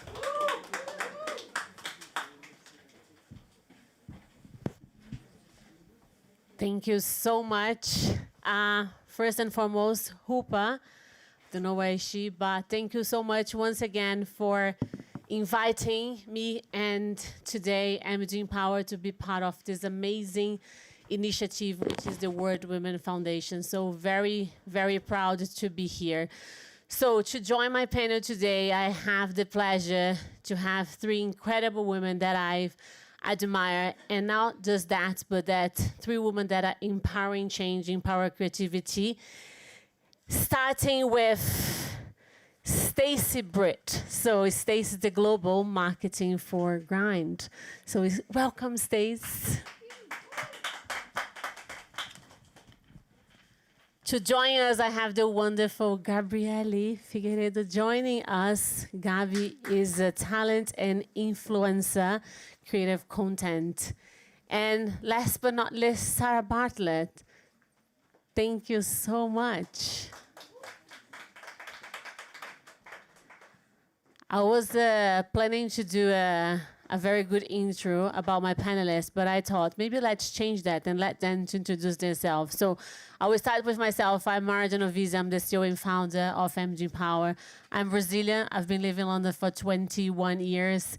And as I said again, so my role here is to use my voice and to continue to empower women that everything is possible, that gender equality can be changed if you had the vision, the drive, and the initiative. And that's why we're here today. Stace, welcome to the stage. And thank you so much for coming all the way, the three of you from London to here. Yes, thank you so much. Hi, I'm Stacey Britt Fitzgerald. I'm the brand director at Grind, which is a coffee company in the UK. I have lots of experience across fashion and beauty before moving into the wonderful world of coffee. This is a bit of a full circle moment for me because when I was 13, I started a school chapter of the National Organization for Women in my high school or in my middle school in Pennsylvania, and it's always been a cause that's been near and dear to my heart. So to be here in Davos at the World Woman House is very, very exciting. Thank you. Gabi? Hi, everyone. So I'm very proud to be here. Thanks for having me. So I am Gabriele Figueiredo, a Brazilian influencer and international content creator, and I'm here to represent the new generation. Sarah? Thank you. Good morning, everyone. First time here in Davos, so very excited to be here with you all this morning. I've spent the last 3 decades of my career, not giving away my age, working principally with owner-founder-led businesses to turn visionary founders' visions into reality through storytelling, through commercialization, always in the luxury sector from fashion, retail, real estate, and hospitality. Wonderful. So I think today we were going to talk about, how women are leading the growth through creativity. And this is a very powerful conversation because especially nowadays, as we're talking a lot about AI taking over creativity, we're seeing that it's not necessarily like that, right? So there's a lot of things that AI will support, will, drive things to change in a positive way, but creativity for growth and, being led by humanity is still going to be a very, element that we see that the change is not going to be as people are talking about it. So, Sarah, you just mentioned now that you've been spent a decade around, around empowering business, empowering people and leaders, around, creativity. Talk us through more about that. So I think the first thing to say is that creativity is no longer a soft skill. It is a growth engine. It's about adaptability, flexibility, and above all, reinvention. Particularly when times are challenging, creativity is by far your strongest growth strategy. Women lead in creativity. They are born through resilience because since time began, we have had to fight harder for our position and for our recognition. But that's assuming that as women, we are professional, we're in the workplace, whether we have achieved a position in C-suite or whether we are an entrepreneur in our own right. That doesn't happen for everyone. And there's a hard truth as we sit here today. It's 2026. In less than 4 years, we will be looking down the gun of 2030 United Nations Sustainable Development Goals, SDG 5, gender equity. We are centuries out of that. We are not going to make it. We could make it, but it requires cultural, institutional, systemic change. It's a choice. It's a choice that we all have and that everyone in the room today can influence. The fundamental barrier, of course, to that is education. If we can't keep girls in school, what hope does she have of achieving her dreams? She will never make it to a career. It's a very simple equation. If we do not keep girls in school, there will be no sustainable development, there will be no creativity, there will be no innovation. Stace, picking up on that, your view, because your role, it's very much pushing creativity, right? So we had opportunity to talk before, and it's very empowering to see your role at, the corporation that you're now and how you are pushing creativity towards as a way of innovation. So talk us more about that. Yes, absolutely. I think amazing point, Sarah. And I think, what's crazy is that even if, the girls are in school, they get the education. What's shocking is then once you get into the workforce, right, especially in creative role, I think there's something like 60% of the creatives that enter the workforce are women. And then as you get up into more leadership roles, even mid-level leadership, manager levels, that goes from 60% down to 30%. And then when you get to the creative director role, it's only 12% of those folks are women, right? Which is just shocking. So it's not just getting in the door, it's making sure that not only women, but every gender are then, bringing folks on that journey along the way, through empathy, through trust, making sure that you are creating a safe space for ideas. And, to your point about AI, making sure that there isn't fear around using AI. And of course, there being a world where, even the people that are building these systems that we all want to use aren't experiencing gender bias, right? Because the developers, the coders, the stories that AI is telling and the solutions that AI is being built to create are subject to bias if we don't have female coders in the room, right? So I think it's so very complicated, and the most important thing I try to do is just create that space and bring people along on the journey with me, because it's so much more powerful when there's more of us at the top. And then I think this is kind of like when it comes to Gabriele, because you're young, you're saying that you're representing here today the young generation of created content. Do you think that everything that you're doing, it's really much empowering as well, as we're discussing about young girls, right? And then getting them to have, less fear about, using technology in a way to, to show yourself and tend to put your voice out there. Do you feel that your role here as you're creating content can support young girls to get inspired by what you're doing and change that? Yeah, I think today influence is about credibility, not just reach. So I think if you use this, obviously, in the right way, everything to happen naturally. And for me, I think the creativity is who you truly are. So especially talk about AI, this couldn't be replaced. It's a kind of feeling. So how can AI can replace that? So I think that's it. Like everything will happen naturally if you use the creative, the impact, and everything in your favor, but with your values and your purpose. And I love what you said, Stace, about the bias around AI, which it's much more down to women, the bias in the AI and the machine, rather than men, which is, I think, is a very, very important topic, because how we as women are protecting ourselves on, this, when we're prompting this machine, right? Because we are seeing a lot of stories about exploration, women traffic, and all being, led by sometimes technology, and AI is playing, a role into that. So I think I really love what you said, because how are we going to be, what's your role on supporting that, movement around machines, but also understanding that there is a gender bias that in this new tech world that we need to find a way to change. Yeah, 100%. I think, it's the way I speak to my team about AI, and of course there's far too many issues to dive into today in terms of potential implications, whether that's on environment, society, et cetera. I think it is coming, it is here.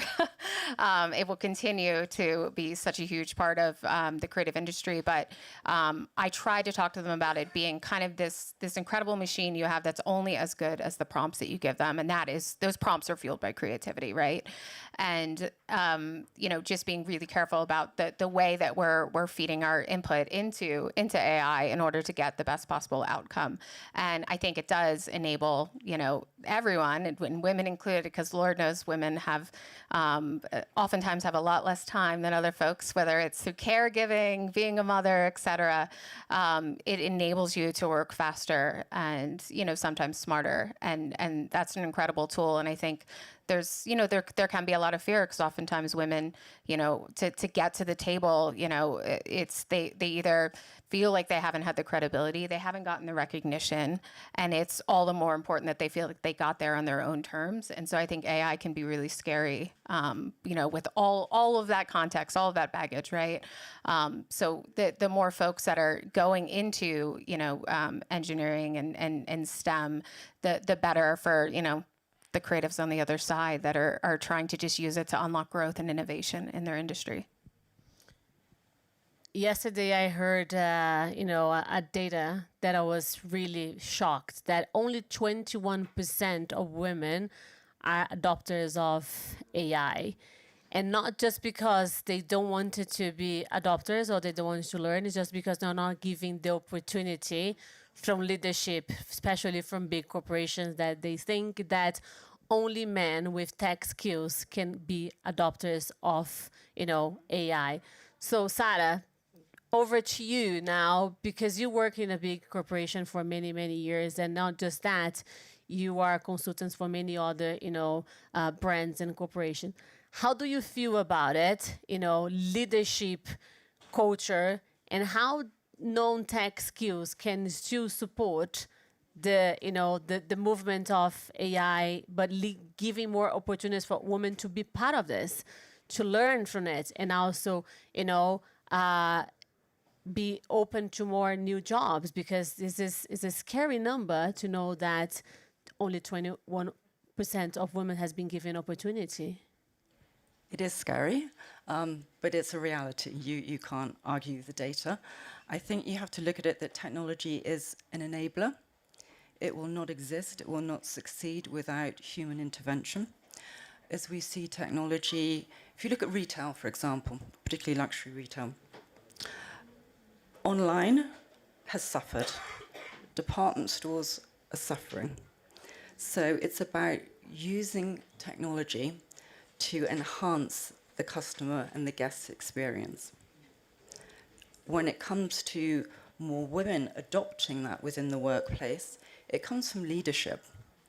If you don't have enough women on your board, if you don't have enough women in your leadership teams, then no wonder it won't cascade down. I think it's a very simple numbers equation. Gabby, when it comes to created content, are you embracing AI to support you creating content, or you're not there yet? I am, but I'm still learning. So I think I will get there to really use AI as a friend. But for now, I'm really used to create my own content, my briefing and everything. I think it's more meaningful and also respectful in some ways. So yeah, that's what I'm doing for now. And I love to hear that, because I think when it comes to creative economy, right, when it comes to brands empowering talents to create content, what we wanted to continue to see is authenticity, right? And authenticity is coming with impact, and impact comes with action, right? Especially when we talk about brands, because I know you guys work a lot with talents. So how do you feel about working with talents that are creating content through AI? No, you don't want that. You want the authenticity, right? Yeah, we want the authenticity, and I think it's so funny because it's you hear the term AI slop, right? And it's just we all see it on our feed, and obviously the machines are getting smarter and smarter, and what a year ago was an AI generated image is very different from what you see today, and sometimes it's not you're not able to recognize what is real and what isn't. But that said, there's on the other side you have this incredible push for like true, authentic, lo-fi content, right?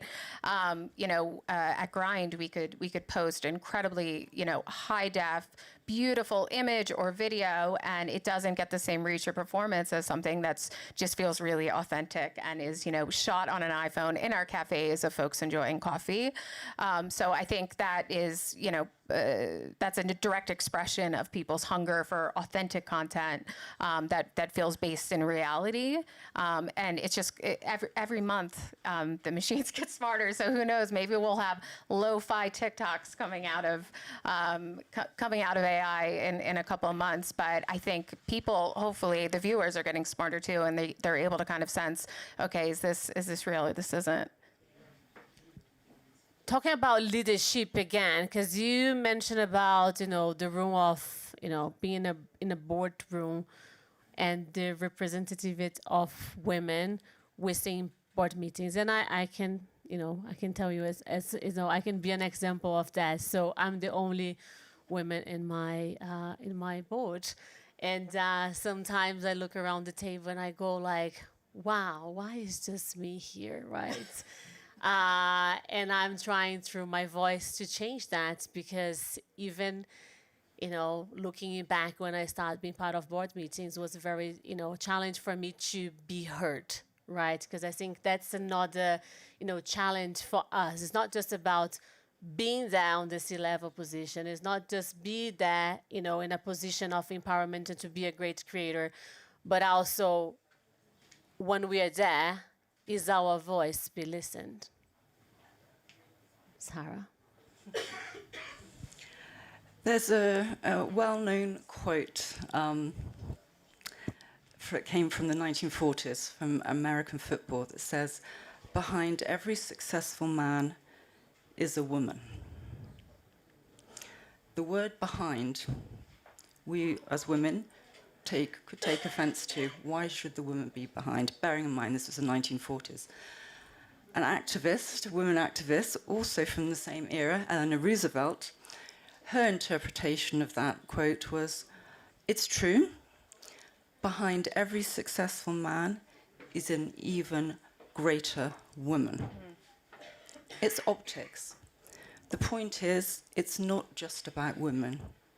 We need men. It's about equality. We go back to the UN SDGs. So what would that quote look like today? What should it look like today? It could be, for example, next to every great man is an equally great woman. And I think that's the position we all strive to get to. Wow, that was very good. And then go back to Gabi, because Gabi is married with a very important football player. But it's I love what Sarah just said, because behind her husband, that is this amazing woman that is actually, if it was not for you, maybe he wouldn't be where he is today. And this is a different opportunity to see it, because this is a real truth, right? Well, I agree 100% with Sarah, and I think today the successful man is just because he has an assurance of a good woman as his side. So I think this is my role in my marriage and also in my life. And yes, and I think I just agree with everything that Sarah said. It's the equality, right? Yeah. It's not about being more or less, it's about being equal. And then when it comes to leadership with purpose, because I know it's something that is very close to your heart, Stace. Yes, for sure. I mean, I spent the first decade of my career, like I said, in fashion and beauty, and I worked in the Condé Nast building, and it was very Devil Wears Prada, and it is very true. So I think just being in that environment at a younger age just made me realize that was, not to say there weren't some fantastic leaders, there were, but I saw the type of leader I didn't want to be, and it wasn't a leader that was nice. It wasn't a leader that was bringing other people along in the journey, and it felt not just in terms of gender bias, but in terms of class, race, ethnicity.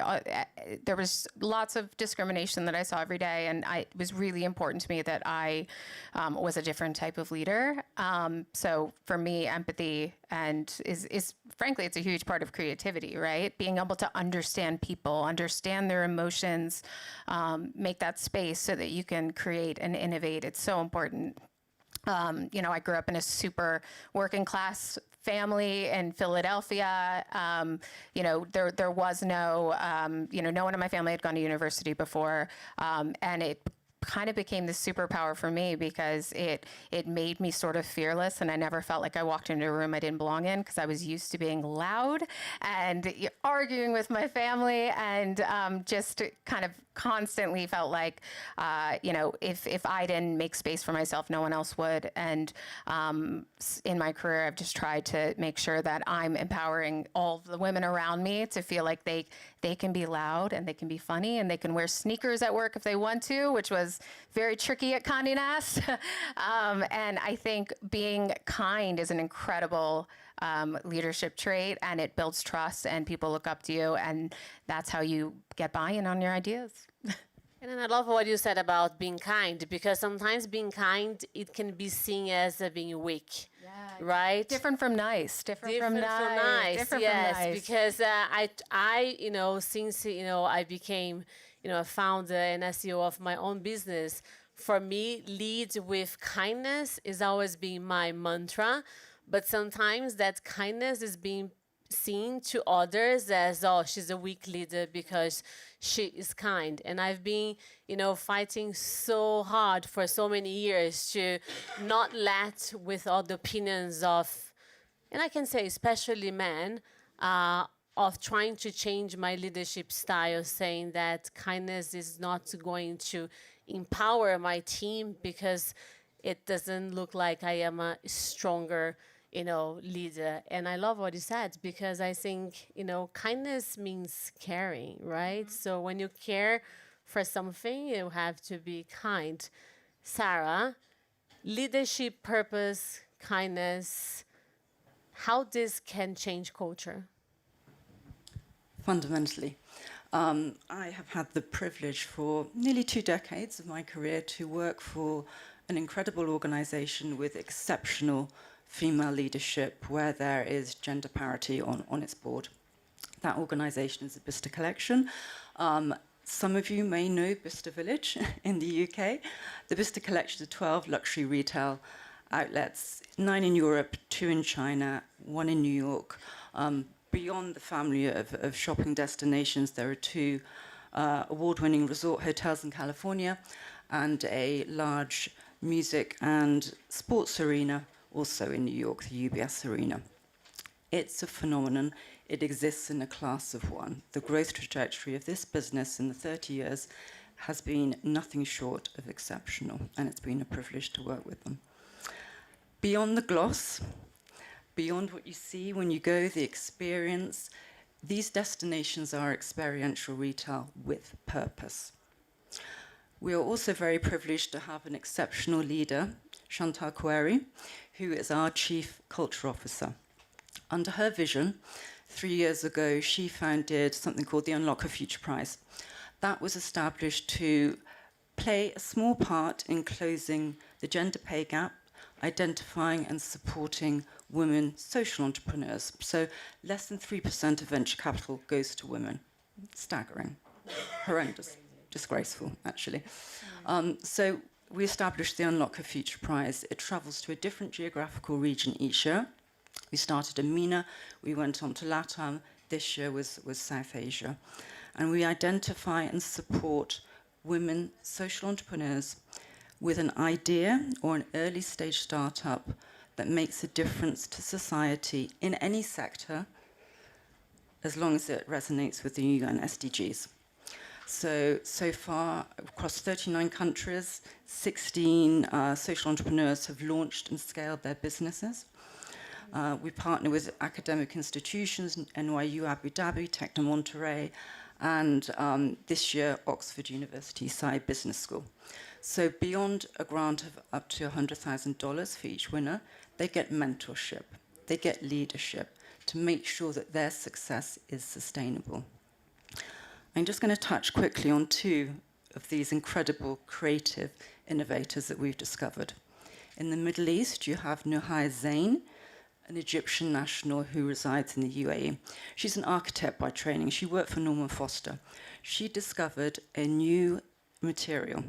She's created a new material, and that is an alternative to exotic leather made from dried plant pods from a tree in Egypt. It is incredible. It's so incredible that the interest she has had from brands, she designed all the VIP gifting from COP, from fashion brands, from automobile brands, always in the luxury sector. She has now, within 24 months, quit her job and is leading her startup. She has also been identified just last year as one of Forbes Middle East 30 under 30. So that is testament to the growth that leadership with kindness and empowerment with purpose can achieve. That's amazing. And I think what you said just reminds Gabi, me now, because Gabi's been working with a talent designer that through Gabriele, now she's being empowered to create it. Don't get me right, it's jackets that she created one for you to go to the arsenal and then became viral.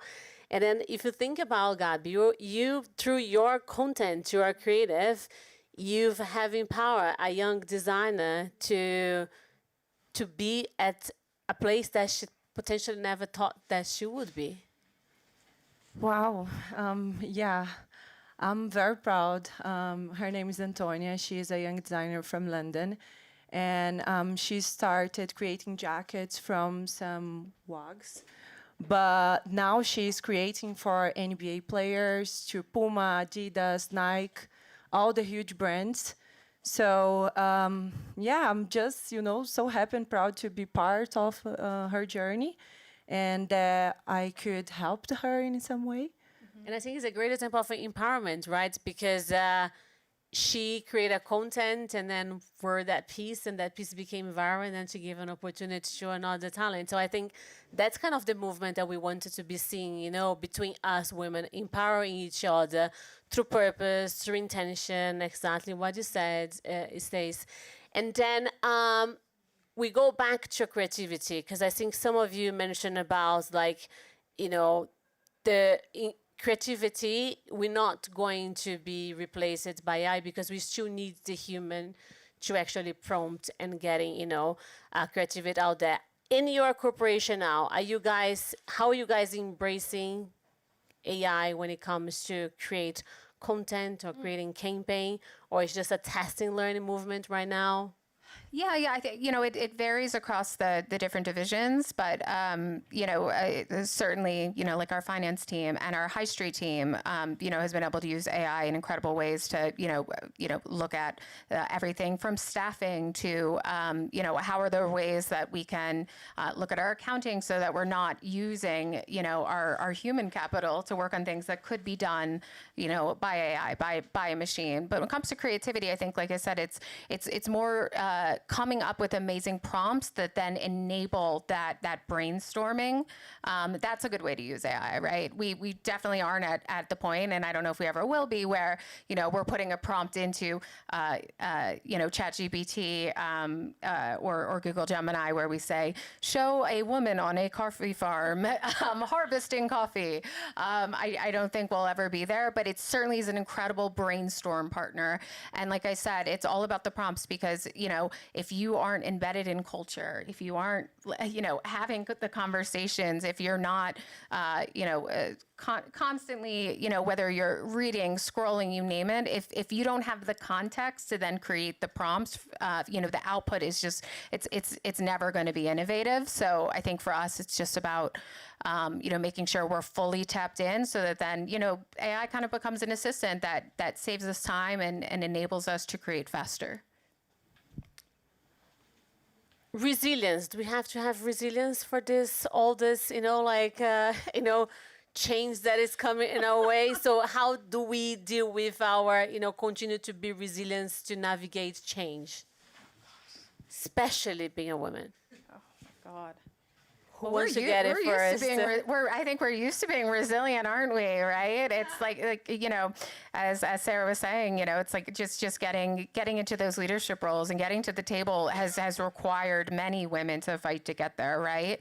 And I don't think there's a month that goes by that I don't have either a female friend or a female colleague reach out to me and ask for advice on negotiating a salary increase, right, or asking for a promotion. And these conversations, I don't know if these conversations are happening among men calling men and asking these questions, right? And I think it's it's because it has been hard to have these conversations to get what you deserve and to feel confident in doing so. So I love when I get those calls, because that is resilience, right? Being like, okay, I got overlooked, but it's not happening again, and I'm going to call somebody.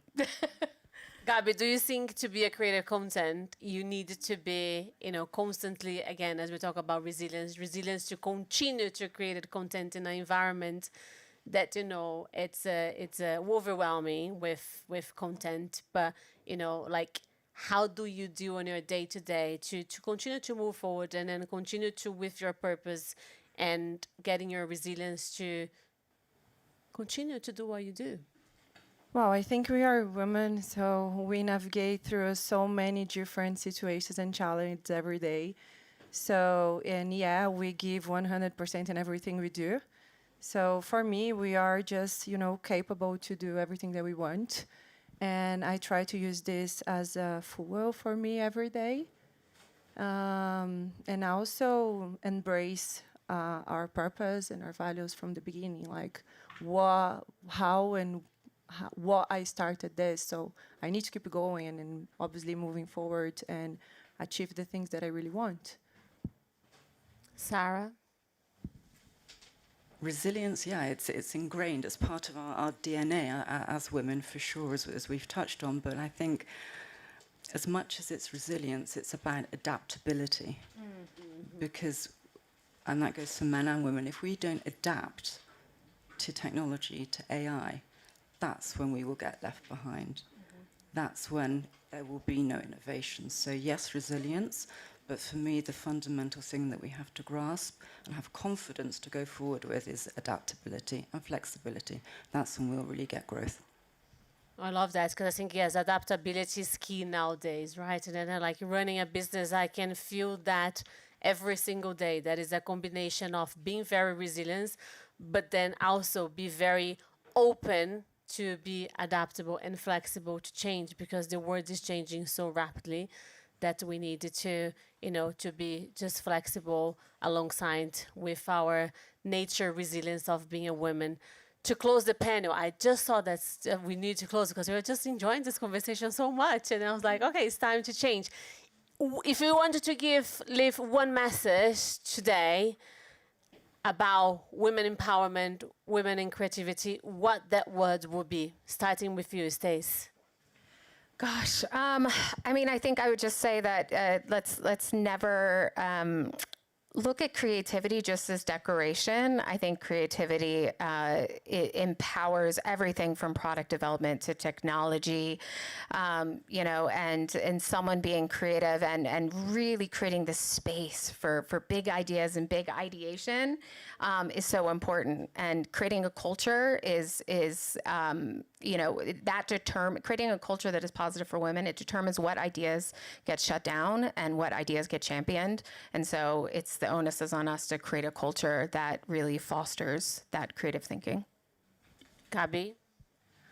Wow, I think the real growth, creativity, and impact comes from your heart and your values and purpose first. And you can have like millions of followers and still not being relevant. So you need to use this, like your real values for your growth and creative always. I think if we want to achieve growth that lasts, we need leadership that imagines boldly, that listens deeply, and that designs whole systems. And women really are already navigating that shift. They're leading that shift. I think the question remains, how I started, is when will institutions catch up? Love that. And what I would say is just like so important to, and again, it's linked to what Sarah said, that is not just about being men or women, it's about being equal. And I think especially for business and, founders and CEOs and all of us that is here, is just thinking about diversity, right? A culture that has diversity is the culture that is going to be able to change the way we, envision things, because it's not just about one and another. It's about a combination of different, culture relevance, people in an environment. And then, as Sarah said, so important to be listened, because at the end of the day, everyone wants to be listened because we all have a voice. Thank you so much, Hoopa. Thank you so much, World Women Foundation. Thank you, Stacy, Gabriele, and Sarah for being here today. Really appreciate it and hope you guys have enjoyed. Thank you, guys. We did it and it was great, as I said.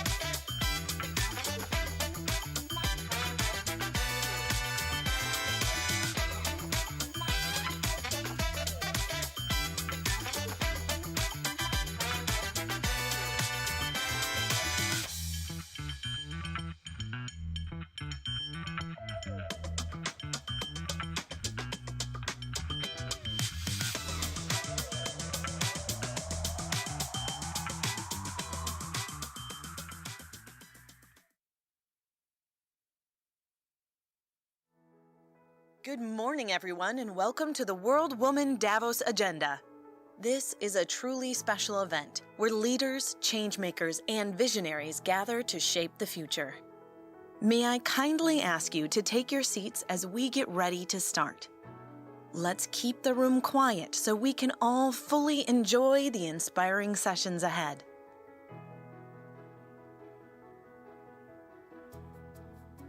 May I kindly ask you to take your seats as we get ready to start. Thank you for your cooperation. Please make sure your phones are silenced as we begin this incredible day.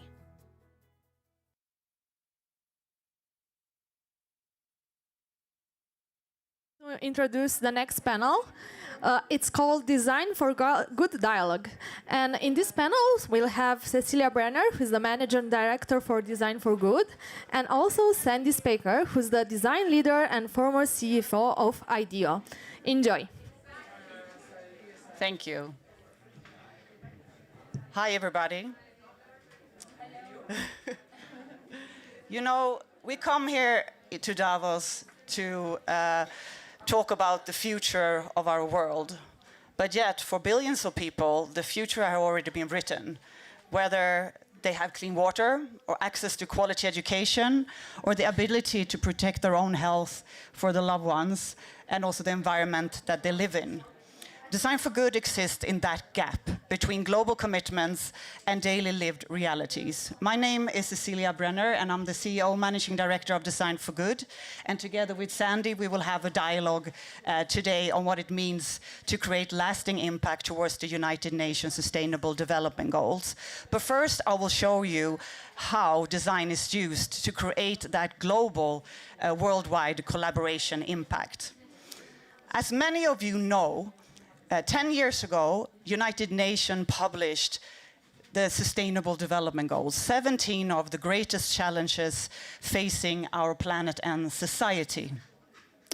And they were all going to be aimed to be accomplished by 2030. Unfortunately, we are far beyond making that. And that is where Design for Good comes into play. Design for Good was founded through the alliance members 4 years ago as a shareable alliance to experiment, to learn, and to also help advance the SDGs by the help of design. And at our launch, we had these 10 founding alliance members. And today, we have grown to over 16 of the world's largest organizations collaborating, working together across teams to create lasting, measurable impact on the ground. So today, we are convening over 2,000 designers across 30 countries, working together with local NGOs and foundations to create open source products and services to advance the United Nations SDGs. And as you can see, we already have 32 active projects globally. Some are already implemented and some are in development.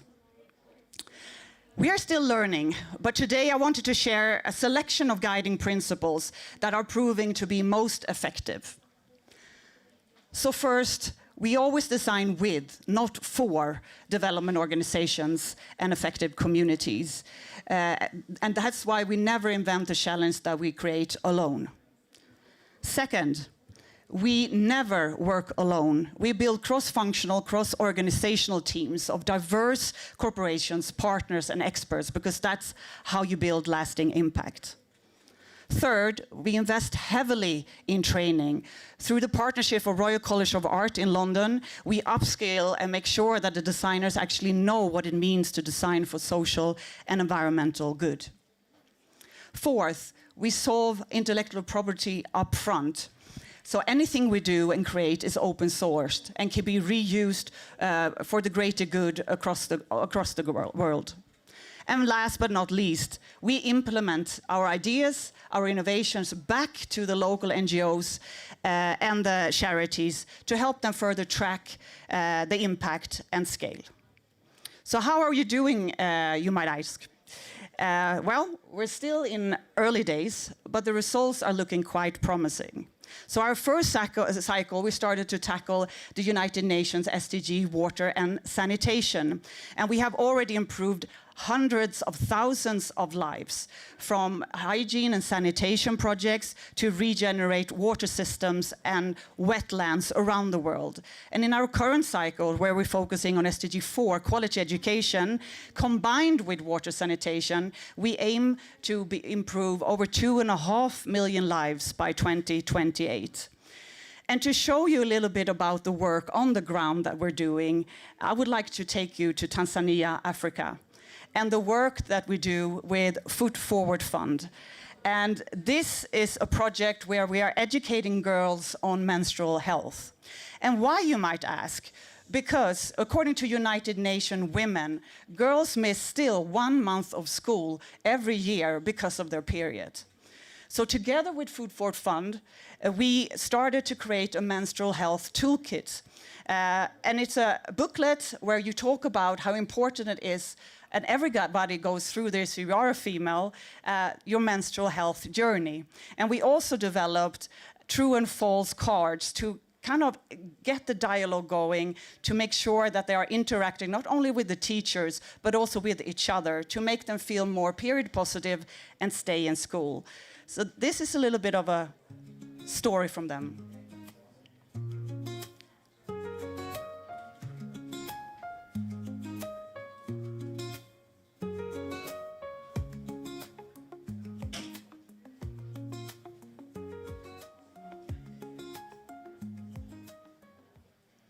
So our impact to date is that we've been able to educate over 10,000 girls through this menstrual health educational toolkit in this region in Tanzania. And we hope that we have another 3,000 students educated by the end of this year. Well, I was talking and referring to open source just a minute ago, and this menstrual health toolkit has also already been open source free licenses by another organization called GLS. So we have already an estimate that over 2,000 girls and boys will be educated in 4 schools in Uganda. So not are we already extending, the regions, but we're also making sure that boys also gets the education. So a key learning from us is basically, how does menstrual health becomes a catalyst? Well, I believe that when you look at design has the power to transform taboo topics like this into trusted and playful tools and enable girls to stay period positive. And we do that by listening in and really valuing the experience of these girls. Next, I want to stay in Africa, but I would like to take you to Kenya and the work that we're doing with water starters to increase access to safe water. And why, you might ask? Well, according to UN Water, over 4.8 billion people could be at risk if the water quality is not improved by 2030. So together with water starters, we created and launched an app, and it's about actually maintenance of the water app to make sure that the water remains safe in this region. Here's a little story.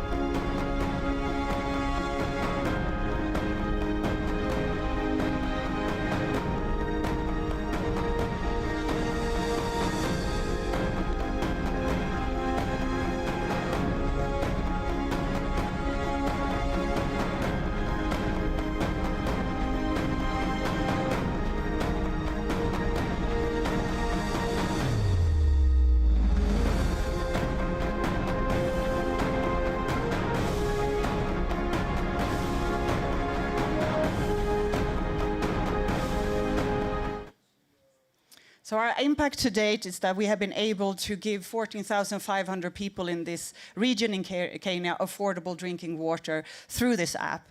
And we estimate another 50K by the end of this year, moving up to over 1.5 million people by the end of 2030.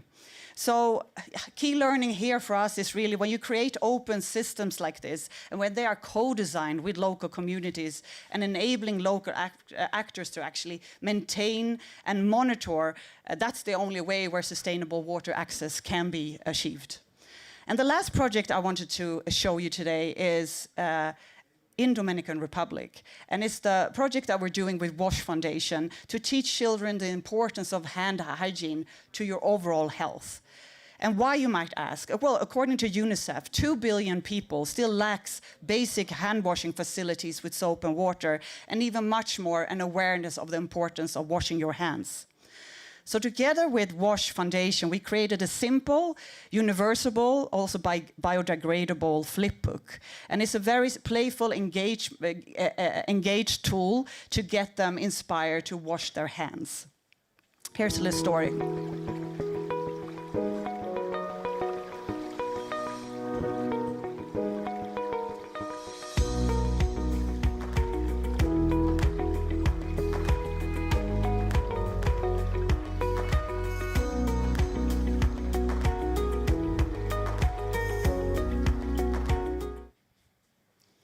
So today our impact is that we have been able to educate 2,250 children about hand hygiene, and the estimated impact that we will double that effect within this year. But that's not the most important learning about this project. We've been able to even track change of behavior, because at the end that's what you want to reach through this tooling. So 50% increase in behavioral change, and it's quite significant if you're looking at children's hand washing behavior before eating. And a key learning from us is that when you create such a simple, quite universal, independent communication tool like this, and when we design it around children's routines and their local context, that is making it more adaptable to culture, but obviously also literacy levels. And that's how you make WASH education become a habit. We didn't stop there with WASH Foundation. They actually stayed with us in the education cycle where we are now, and they have decided to tackle another area in this whole ecosystem, meaning teachers. So with them, we are currently developing an app enabling the teachers to share lessons learned and to be able to educate more children around hand hygiene in this fun way. So we estimate that we have around 6,000 children to change hand hygiene behavior by the end of 2028. So as you can see, Design for Good is a network of network. We bring together world-leading design organizations with local partners, NGOs, to create lasting impact through design. And if you're interested to get involved, we are having a webinar on the 12th of February. You can scan it here to get involved. If you are a local NGO or a charity, or you're working for Alliance members with a design group, please reach out. Because we are on a mission. As I said, we have been... your head is blocking. We're on a mission because as October 2026, we will start our 4-year mission where we'll be designing for people and planet health, SDG 3 and SDG 13 combined, with the ambition to reach over 10 million lives by 2030. And why people and planet health, you might ask? Well, these are two deeply interconnected, but equally critical for sustainable development. And obviously, you cannot have a healthy planet without healthy people, or vice versa. So we wanted to tackle this at the same time, to find that interconnectedness within systems. But that makes also global collaboration essential to deliver these meaningful, sustainable solutions at scale. Because if one thing that I've learned, working through design has taught me, it's this: lasting impact never comes from one organization, one discipline, or one leader. It comes from truly collaborating across disciplines, across borders, and across perspectives. And to look and explore a little further what that means in practice, I will go and sit down, and join me in the dialogue is Sandy Speicher. She is a board of in our board of trustees at Design for Good, but also former CEO of IDEO, working in decades for design, leadership, and impact, and is a true believer of the design as a force for good. So, Sandy, tell me, what is your biggest gap in terms of global commitments and this daily lived realities? Well, Thanks, Cecilia, and thank you to the World Women Foundation for having us here today. Thank you for that presentation. I feel like that was such a great grounding into the conversation about the ways that design can help advance the progress that we're all hoping to create in the world. I love the way you started the presentation talking about the UN Sustainable Development Goals and the commitments that countries and companies and all these different players around the world have made. And I think a lot of us know and feel the gap between that level of commitment and what's happening on the ground.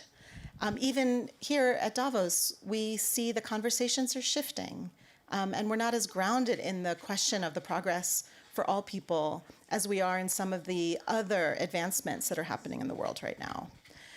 So it is important for us to keep talking about what is happening between the goals that we have, the progress that we want to make for the health and well-being of people all around the world.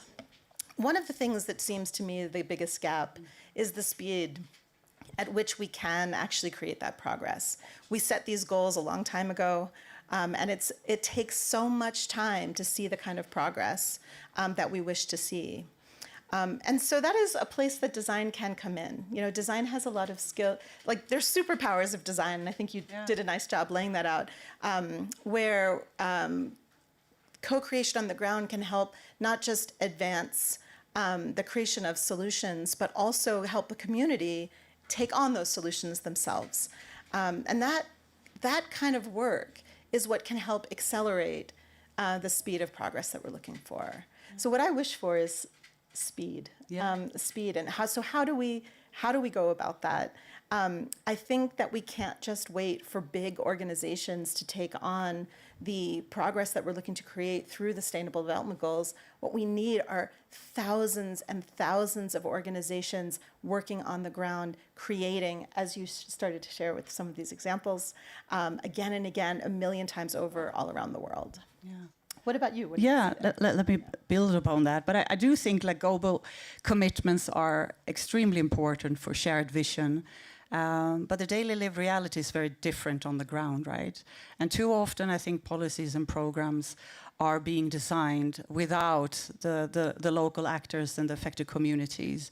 And that's where I believe design has a role to play, to be that co-creator and start that dialogue and enabling through our way of facilitating that dialogue, collaborate and co-create with the local NGOs and the affected communities and enabling a dialogue, trust and a share ownership. I wonder, Cecilia, if you could maybe share a little bit more detail about what that dialogue looks like on the ground and how that co-creation process turns into action. Yeah, sure. So Design for Good, we see designers not only as makers. We see them as facilitators, system thinkers, listeners, observers, and a truly important role to facilitate that dialogue. And just an example, I was talking in reference to the Food Forward Fund project that we just did in Tanzania on the menstrual health educational toolkit. So by being there and working with the affected community, we co-created that idea of sisterhood through that dialogue. And it was an important metaphor to feel that they were more confident, but also making them feel more allowed to have that dialogue with themselves on a topic that is quite taboo. But I also think that dialogue is something that you don't change the world with only dialogue, right? You need to translate the insights into actions. And that's also where design has a big role to play, because with dialogue, becomes impact. And I believe truly you do that through continuous engagement with this affected community. So with the Food Forward Fund, they go back every year and they listen and learn again to see how we can optimize the menstrual health toolkits even further. And I believe that is a very strong thing, because that's how impact actually becomes inclusive, action-oriented. Thank you. Yeah. Example. So, Sandy, please tell me if you have any other insights on, our collective wisdom in the Alliance, what you have learned since you've been here from the very beginning. Yeah, I'll just offer, and Cecilia shared those case studies. early on, when you start to think about the big challenges, when we're looking at water and sanitation around the world, when you read the Sustainable Development Goals and the things that we're trying to achieve, you read all the reports on the progress against it, you really have this feeling that big problems need really big solutions. And that actually it feels bigger than any one of us can address. And that feeling, that creates a lot of passivity. It feels like the world is so much bigger than any of us. What I love about what I've seen throughout the teams that are working in this alliance is they're not letting the bigness of the problem overwhelm them. They're saying, what can we do today? What can we do to keep this advancing? And they're using their creativity in order to do that. I love the hand-washing flip book, because the first time I saw this team propose that, I had this like, okay, like, you know, but this is a pretty big problem around the world. And a flip book, we're gonna design a flip book. And then actually when you see the results, when you see kids engaging with it, and you see the kinds of impact that just the exposure to that simple solution can make, it's a really good reminder that again and again, these, like, what we need are millions of solutions happening all the time, and we don't have to wait for these big giant solutions to solve the problem. That there are things that we can do from ourselves, from our organizations, in partnership. I think especially you throw some creative people in there and you get like entirely new approaches. So I feel like that's been a learning for me, is just remembering that kind of like simple solutions can create great progress. Yeah. How about you? Yeah, so one insight and building upon that is that what is truly inspiring is when you get, you know, these teams are built up by different organizations that outside of Design for Good, they're actually competitors. But inside of Design for Good, they work to improve life. And bringing their own perspective into this project actually, you know, creates an even more meaningful products and solution. And I think that's really, really important. What we're trying to do also is to build upon an upskill, and what we also hear back from them, right, is that they have such a much more broader mindset and skill set going through this Design for Good Academy, because they have to be much more problem solvers and much more deeper system thinkers, and that's fantastic to see how, you know, competitors come to unite in that way. Yeah. So this model, and I love how you underscored creativity and collaboration. This model really brings together designers from large corporations with development organizations who are working on the ground, and it brings like different skill sets and different viewpoints together. We've got we've got networks of networks galore, which I think is a really fun way to bring a lot of different thinking together to address challenges. But I'm going to kind of slow the point down. It's not always in the education of designers to understand what it means to create in some of these contexts, that they're living in cities, big cities all around the world as part of this network. A lot of them are in, I guess we could say, the global north right now. And so you want to talk a little bit more about the Academy and what kind of learning felt important for today's designers to be in touch with in order to design in these contexts? Yeah, sure. So even though we have access probably to the world's talented designers, there's something else when you start designing for social environmental good. So we realized in the first cycle on water that we actually needed to educate and upskill the design community. So we started with Royal College of Art in London, an academy where we have been educating over 1,000 designers up until now on what it means to design towards the United Nations Sustainable Development Goals, and we train them in life-centered design, how to think more holistically, how to not only focus on human but also a more holistic way of looking at the world to be able to tackle the wicked problems of the United Nations. We learn how do you actually measure success and how do you actually drive impact. So I think those are really important things that we train, and what we hope with the project that they do on the ground and the trainings that we allow them to take, that they actually evolve their mindset and skill sets and take these learnings back into the organizations and creating a ripple effect of change. So that's where we're at. Yeah. Any build on that? Yeah, just maybe to say some of the kind of pulling out some of the methods that happen in that curriculum. It's things like developing a theory of impact, understanding what we're designing and why it's going to make a difference. That may not have been in the traditional education of a lot of designers. A lot of times the education includes just a focus on making something beautiful, which is important, but may not be sufficient to create the kind of impact that we're looking to create. What are some of the other things in the course? Yeah, Design for life. I feel like pulling some of those things out could be interesting. Yeah, so basically learning a life-centered approach is to look at the world differently and really understanding the system, the ecosystem of life. So in the case that I was just looking at presenting on hand washing, it's not only looking at the child who's educated, but also looking at the teachers, but also looking at the parents, but also look at when you're doing that, what effect does that have in the world and for the planet and the planet health. But we also educate them on what it does mean to co-design with affected communities. Yes. I see that we're running out of time, so I'm going to leave you with the last question. Yeah. So do you have one single action for this group of listeners today that you would like to give us an advice on women communities or the world? Such a deep question. Yes, it's a deep question. It's a deep question. I guess one thing I would say is to stay curious. I think curiosity is such an important skill. It's a core skill of a designer, how they approach any question.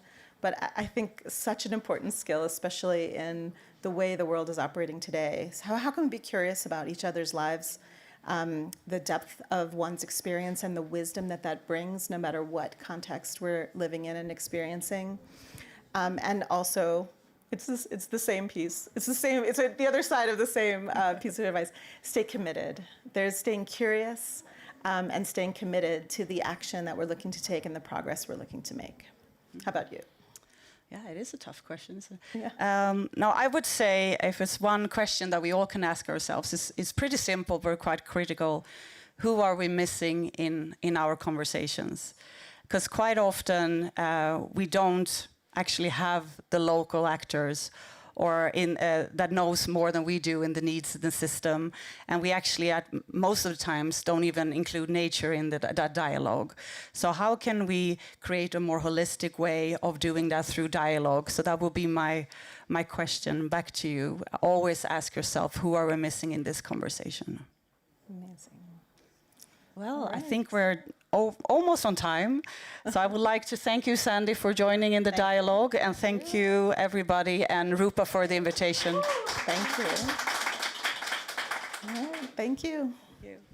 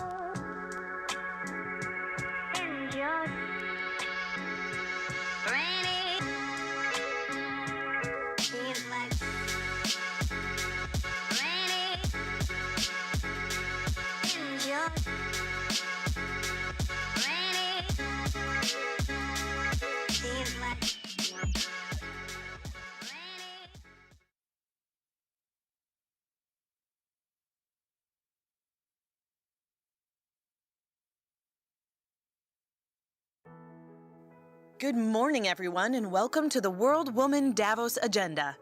This is a truly special event where leaders, changemakers, and visionaries gather to shape the future. May I kindly ask you to take your seats as we get ready to start. Let's keep the room quiet so we can all fully enjoy the inspiring sessions ahead.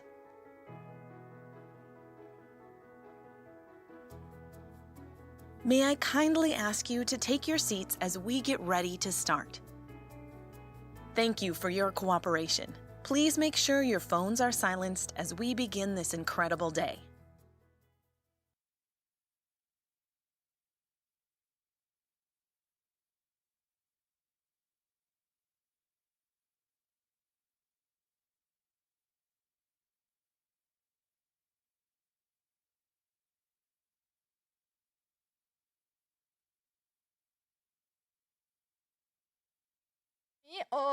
Lydia Weber from the Oliver Weber Jewelry. I think some of you might saw them, so please welcome on stage. Hello, everyone. Thank you for coming.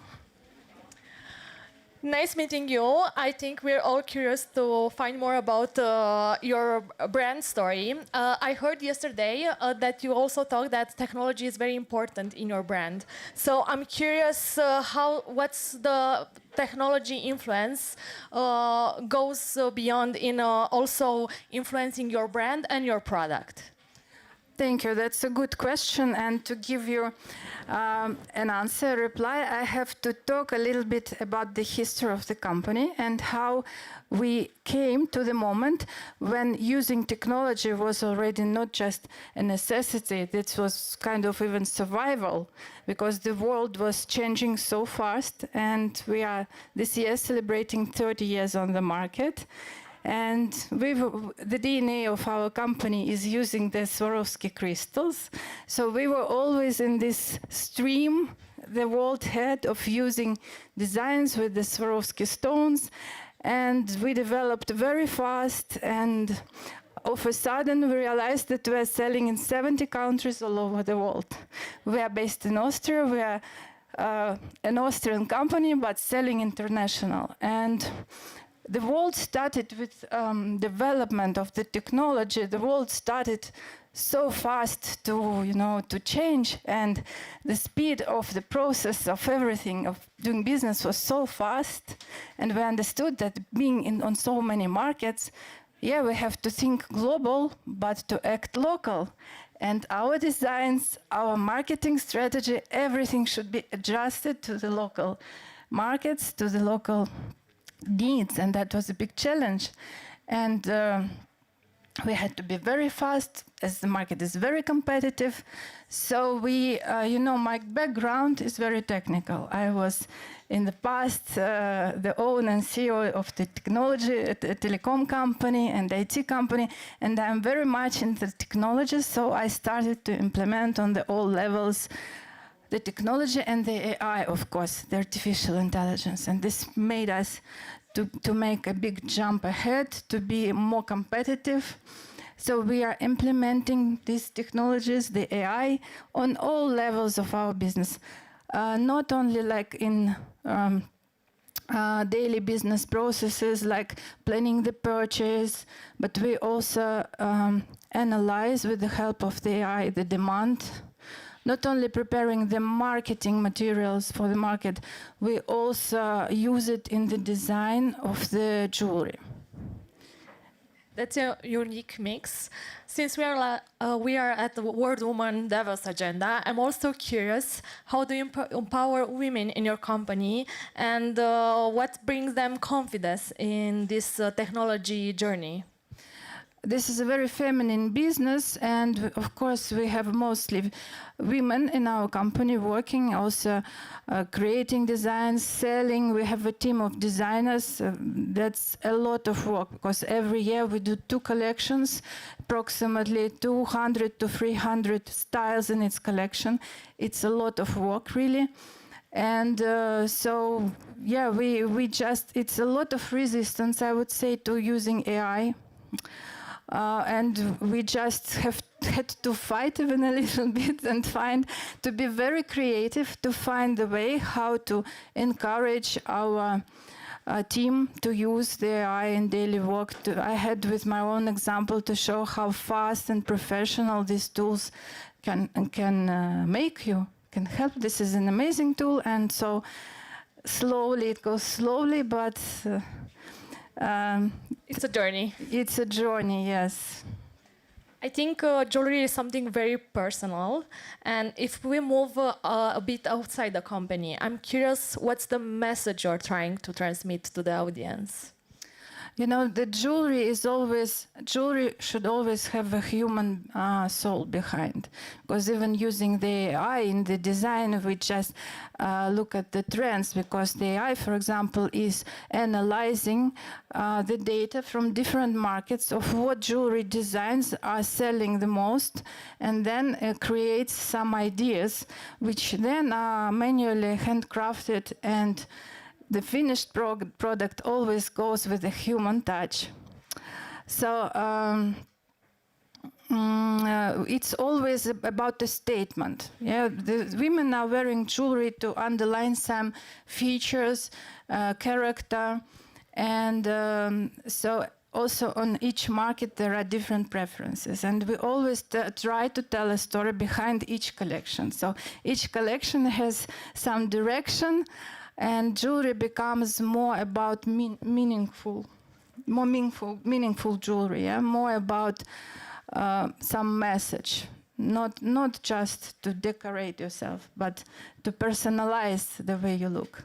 Yeah, like a medium by itself. Absolutely, yes. And I know you mentioned that it's very important to keep it local, to be very local relevant, but also the international part, the aspect, it's important as well. I'm curious, if you're looking on the big picture, what do you think is the future of jewelry? You know, you always have to have the DNA of your brand and the main message statement clear, keep it clear for all the markets. Like our message is affordable luxury. For 30 years, we do jewelry that women can afford to be luxury, and luxury gives confidence.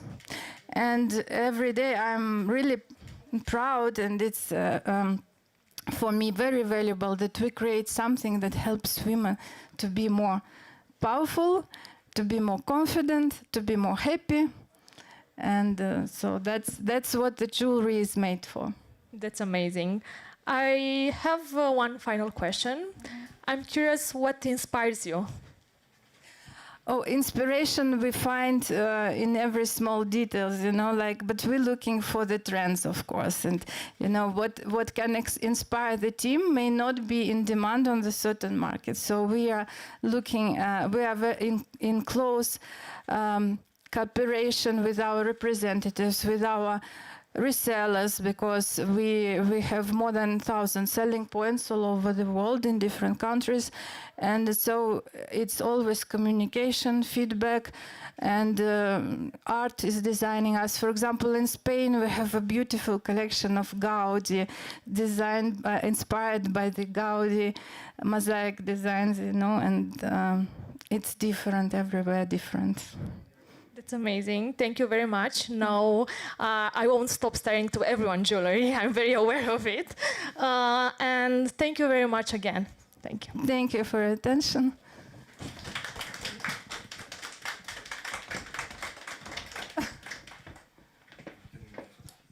Picture. Sure.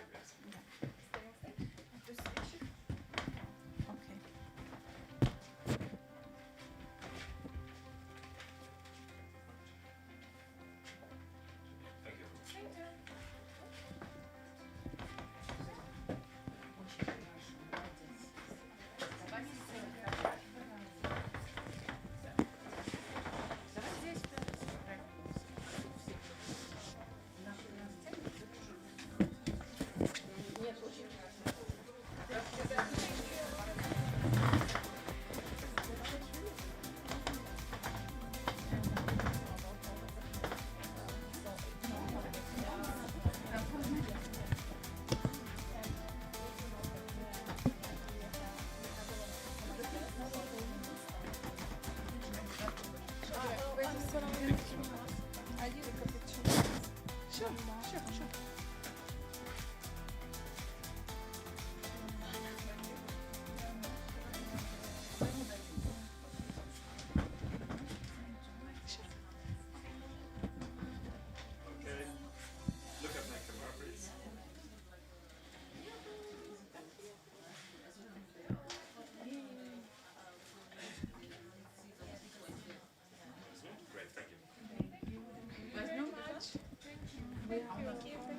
Good morning, everyone, and welcome to the World Woman Davos Agenda. This is the This is introduction. a I'll truly need you to special bring me up on event stage. where leaders, Yeah? changemakers, and visionaries gather to shape the future. I've requested May I if you could kindly do an ask you to introduction, take your minus seats an as we get ex-partner. ready to If you start. could just do like a few Let's sentences keep of the room introduction. quiet so we can all fully enjoy the inspiring sessions ahead. Okay. Thank you. That's great. I don't know about that. May I kindly ask you to take your seats as we get ready Is it an to issue? start. If it's an issue, I can Thank open you for your myself. cooperation. Please make sure your phones are silenced as we begin this incredible day. Not necessary, but I need the space sometimes to read it, and I don't have time. So. Okay. I'll open. Don't worry about it. It's like I can. Yeah, check with her. Check with her. Okay now? One more. One more.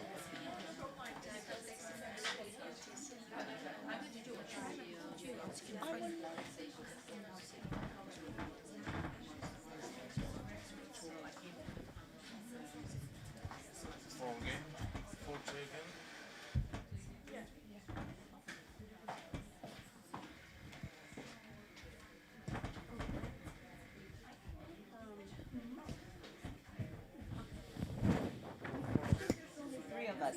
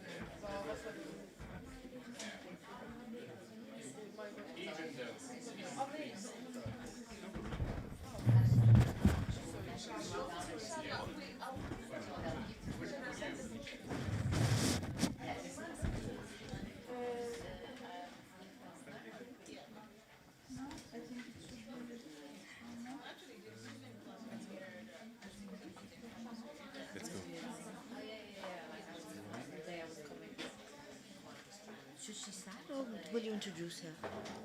No idea. Okay.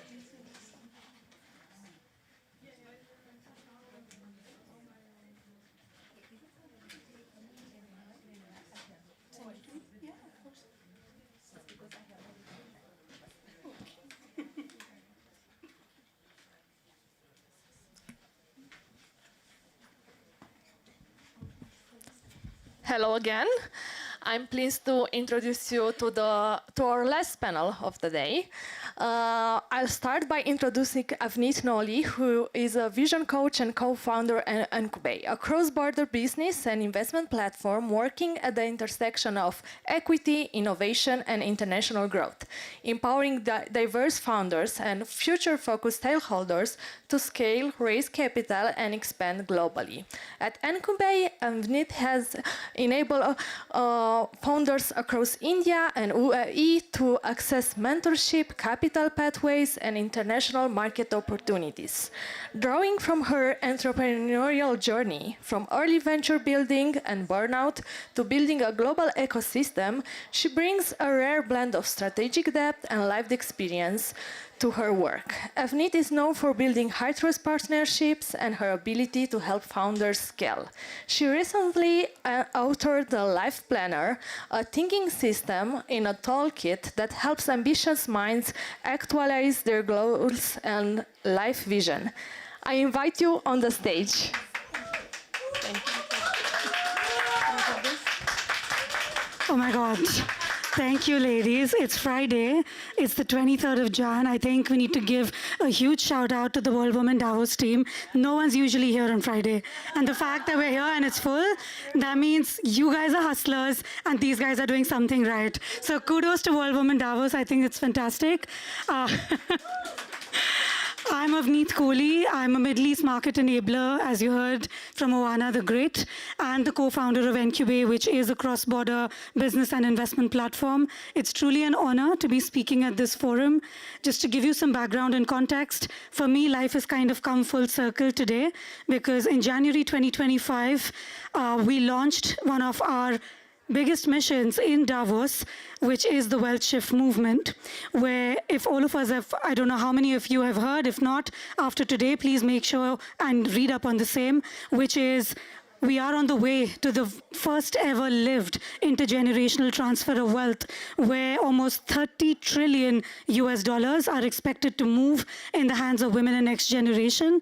What we have today is data from US, UK, Europe, and Japan, and so many other parts of the world where we don't even know what the impact is going to be. So we stand at a very critical moment where for the first time ever in history, women are going to have access to capital because they're going to inherit this wealth. But the question is this just a paper transfer of ownership, or are they actively stewarding where this capital is invested? And that's the work that we do at Incubate, which is bridge knowledge, networks, and capital for women with a vision.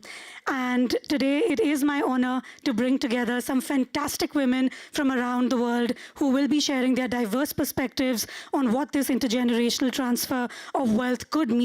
I hope it means, rather.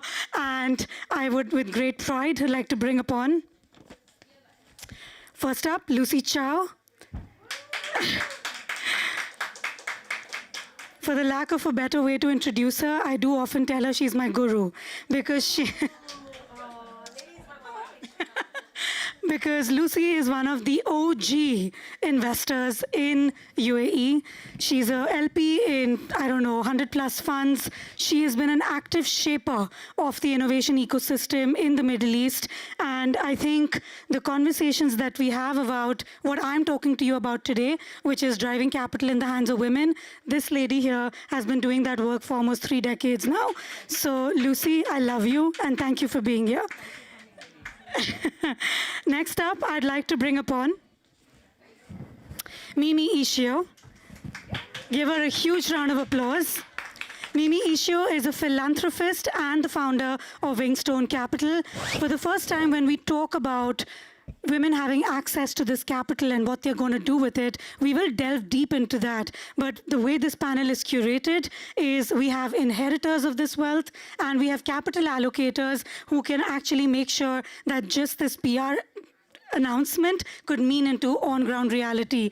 Mimi is a business strategic advisor to more than 85 different companies. She's based out of Japan. She's fantastic. She's got a heart of gold where she does work across the philanthropic segment apart from being invested in various other family businesses and more. She understands from even a cultural context of what women need to move forward with. Mimi, thank you so much for being here. Thank you so much.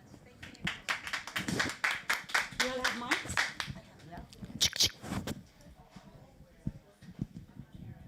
This is such a hot topic. We're really actually hot up here. Yes, right? So we've been in Davos for the last 4 days, and apart from AI privacy, climate, data, the next topic that I've been really listening to a lot of content around is next-gen wealth and leadership. So we sit at a very, very interesting inflection point where we do have the opportunity to make sure that in our lifetime, you know, that entire petty story of, oh, women don't have money, women need money, does not find its way to women, less than 5% of global venture capital going to women, that narrative for the first time ever can be changed. And I would like to delve deep into the brains of these two amazing women. Lucy, first up, I want to ask you, especially because you have a great Middle Eastern context, and Mimi, you bring in a context of Asia and other parts of the world. The Middle East is the capital of capital, right? Abu Dhabi especially now has in fact even made it their grand statement across the world. It's their tagline. I'm born and brought up there, and it's interesting to see when I'd grow up, we'd see camels and emus, and today we see financial centers. So it's at a very interesting time.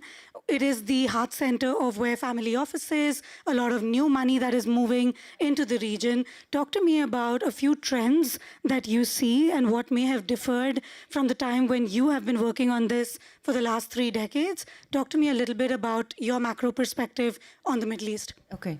You know, as we probably know from fabulous reporting institutions like Forbes, we are unique in the Middle East and particularly in the UAE, right? We are a hub for private capital, but we also have the political agility and will, and we're grateful every day to the rulers, and there is a hunger to build and scale sectors quickly. So what does that mean? It means we have a once-in-a-lifetime opportunity to really build inclusive capital systems. And maybe I can talk about some levers as to how we can make that happen. But in terms of just seeing the change, it's been phenomenal. There was always a can-do attitude there, Avneet, you know, from growing up. But when you see that we now have surpassed 4 million in population, what we're also seeing is in the past we had young companies start up there, right? New founders. But what we're seeing now are very, very established companies coming to set up their office there. They're like, I don't want to be in my home country. I can see that I'm going to scale better. I'm going to be more profitable if I base and uproot myself and base myself in the UAE, which is huge. So that there is a maturation of our ecosystem. So let me just very quickly say what we need to do is to institutionalize inclusivity. And this is really powerful. This means we need more female GPs. We need more women-led supply chains and creation of opportunities in high mobility sectors. And then maybe one other thing, I want us to have a reputation for fairness and the ability to scale quickly. And regardless of gender, passport, you're able to scale in the UAE faster than anywhere else. Thank you, Lucy. You know, this is a conversation I'd love to delve into deeper, because I think I really want to run so far away from the entire, you know, with the world looking at women from further than diversity and inclusion. It's a missed economic opportunity. 100%. Right? If you're not investing in women, we have data to support that. Women deliver 70 cents higher to $1. And it's a sorry state of affairs, maybe because of, you know, the number of roles a woman plays in her life, whether it's falling out of work because of marriage, childcare, but the mental, physical, and economic capacity exists. Mimi, I'm very curious. You come from the opposite side of the you know, earth. Yeah. Talk to me a little bit about how does this manifest in Asia and specifically Japan, that is going to be out of the 4 countries that are going to see the biggest transfer of this 30 trillion, Japan being one of them. What do you envision? Yes. So thank you so much for inviting me. Well, a little bit about myself background, yes. So hello everyone, I'm Mimi Ishio from Japan, Tokyo. Well, I have ownership in businesses in Japan, and using that resources, my husband and I have family private foundation, and we support education, job training, animal welfare, and woman empowering. And besides that, I invested in AI, defense force, education, food tech, and also some other area. I also believe that financial independence or financial basement is really crucial for women and also men. So I personally mentor 86 CEOs, including 1/3 of them are men, including who has the experience. Give that a round of applause. Thank you. Thank you. That means And, two-thirds are women. and they have experience in business for 15 to 30 years, and they, learning business from me. But anyway, so the human to invest in human capital is really important, and also the showing the role model, like those people, would be the next role model. I'm kind of, I'm so happy to share my experience a little bit with you, amazing woman here, and about the investment. In Japan, there's not many female role models. So even in, for example, the business conference or business meeting, men don't exchange business card with women. Yeah, like the other day, I witnessed five male CEO exchange cards, and then one lady was standing next to them, but they kind of ignored, and then they left without exchanging or saying hello to this female CEO. Yeah, it happens. I kind of used to it. Yeah, so to me, it was so natural. I was so used to it. But here, it's so different. Strong woman, strong female leadership has, you. And yeah, but in Japan, there's no role model, like a female strong leader. So I kind of understand why male, leaders are kind of, avoiding or ignoring, using time with women, because no role model, not many role models yet. So we need to invest in female companies. We need to invest in, the female initiative. That's for sure. Yeah. Mimi, I'm also curious. I want to ask you. You, of course, do work on the business side, and you're also a very big philanthropist. How do you decide when do you want to put in philanthropic money versus investment capital? Yes. So for me, the philanthropy is as a seed. So we put the seed and the support. But for me, investment is an engine.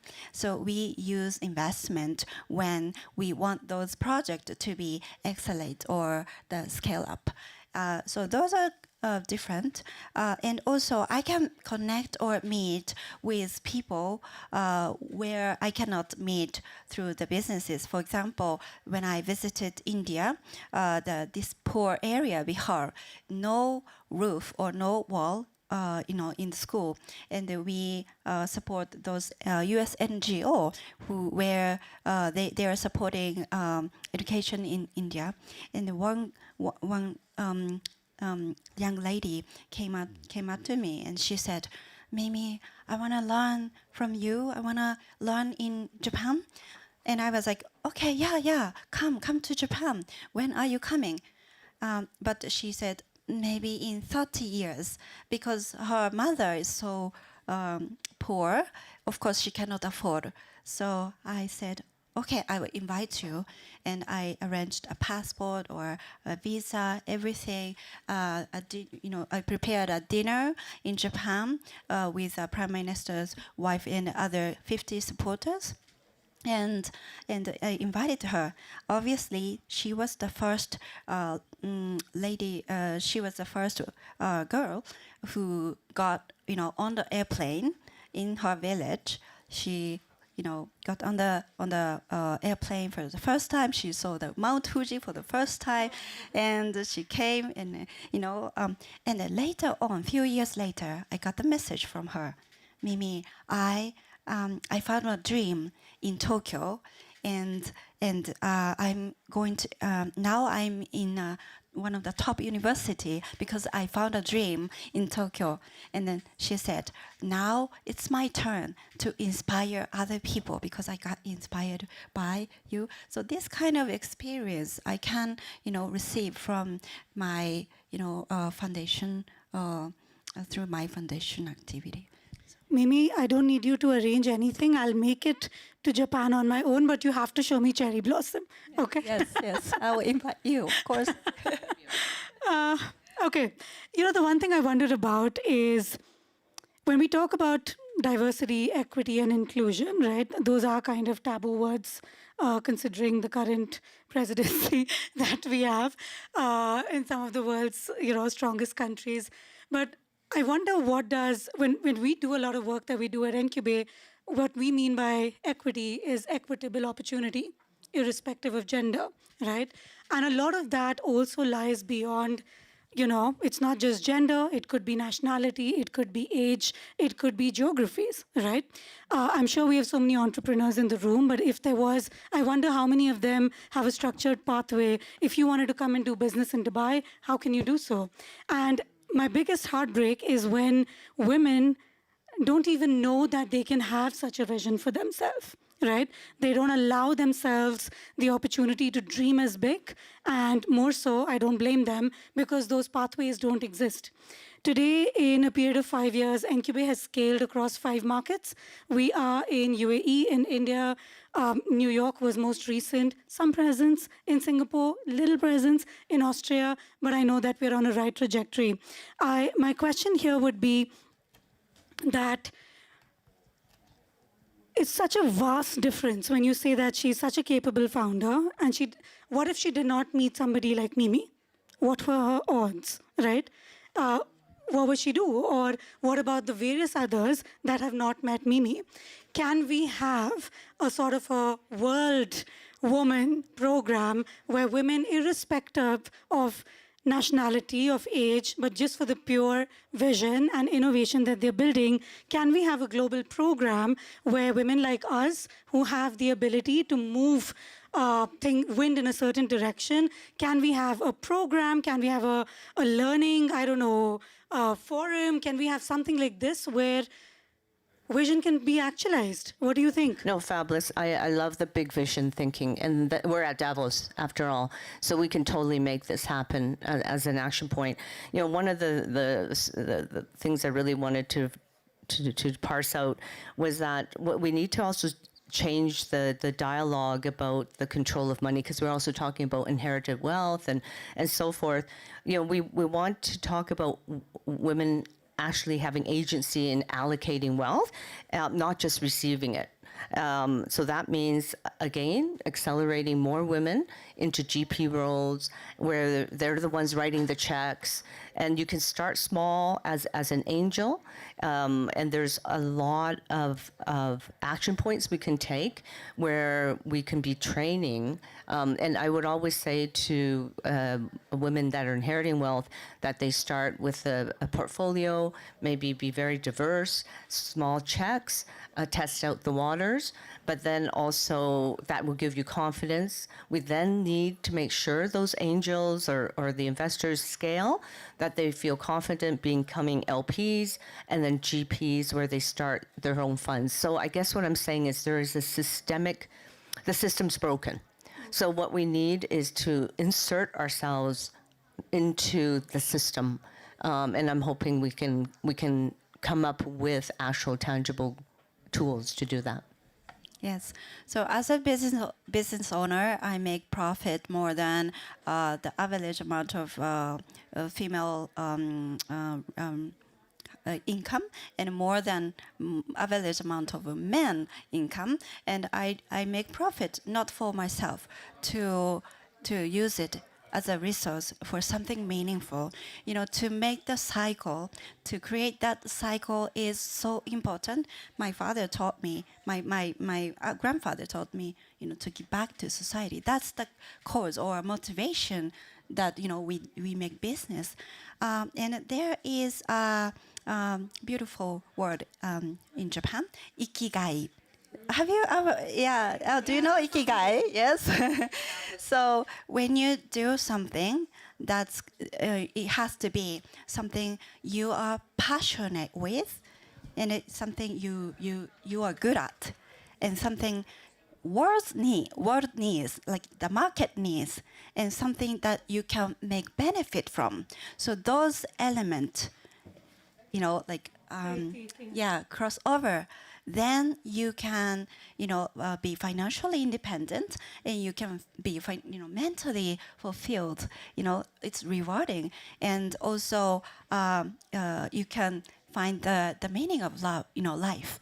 And so last year I held a conference in Tokyo. The theme is Ikigai. It was international conference. We want to come to the next one. Yes, I was about to say that. Yes.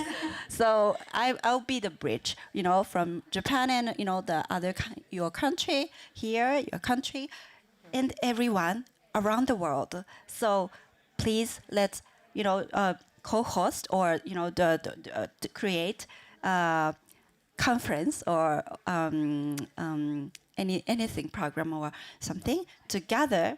And I believe that the ultimate purpose of life is to spend time with your loved ones and also good-hearted people. That's what I believe. So, you know, let's do it together, good-hearted people. This is fabulous, yes. and I love the start of a powerful network. And very quickly, Avneet, I really believe equality doesn't fail because of lack of knowledge, or why equality is failing is because there's a system in place that's still routing opportunities through an old network. We need to create new networks. I love that insight. I think my next question would be for both of you, and that is, how do you think, I mean, clearly there is people, earlier the question was, what are we really missing, right? Is it the bias towards, you know, women that is holding them back? Is it, clearly it's not a lack of capital anymore. Capital is available. So why do you think we're still at this number of 5% of, this is just VC funding, right? I mean, I'm talking about there are various other ways women might be securing grants, but why are we still not able to move this metric? I mean, I think it does go back to what I just said. The old networks are very strong, and so we need to start inserting ourselves into the investment landscape. And I'm going to sound like a broken record, unfortunately. Again, we can create change once we're the ones writing the checks, ladies. Okay, so I implore you, it doesn't matter what the size of your check is or how much you can afford, even if it's a small percentage of your income, please make sure that you're funneling that money to female founders. Feel confident in feeling financially literate, and don't feel that you cannot be an investor. It's learned. We're here to learn in Davos. You can learn to become an investor. That is some of the work we are beginning to do now, Lucy, at Incubate. God willing, 2026, that's something that we are able to amplify. We want to teach a lot more women to start investing, or at least know the basics of holding a conversation around finance. We are working on it. We are raising capital for it, partnering with enterprises. So I would absolutely welcome and invite any partnerships, any conversations that you think can help us actualize what we're trying to do with regards to women's financial literacy and investing. I think the next question I would have, I think I do have just a few more minutes to go, but what I want to say is, as women increasingly influence global wealth, what shifts do you think are still needed, Mimi? And talk to me about Asian culture, talk to me about, we clearly know that networks are amiss. We've identified that. We've identified that women GPs, women that are writing the checks are amiss. The one thing that I think is a very, very big miss is also somehow if you're able to procure your angel capital, sadly, there is no maintenance program or people holding that money, making sure that the founder is on a growth track, right? So it becomes a passive investment where the founder needs to figure out everything that they can, talking to their investors maybe once in a month, twice in a month, versus an active program that operates like an accelerator or an incubator program that holds that, makes sure that that money is being invested carefully. Because the biggest opinion that those that are writing the checks have is that women are going to lose the money. Women don't understand money. What are they going to do with this? So how do we make sure that we address, because I don't anymore want to be in a room where women are speaking for women and we're saying, oh yeah, let's go change the world. I think it's very important for us to bring men into the conversation where the capital still lies with them, but how do we give them more safety and security and bring them into this conversation? Yes, I was about to say that, in Japan, when people say woman empowering, 100% or 90% in the room is only women. But in the US or in Europe, I encountered the opportunity that, when I came to this woman empowering dinner, breakfast, and then half of them are men supporting women sincerely. So one thing I was lucky about was, two things.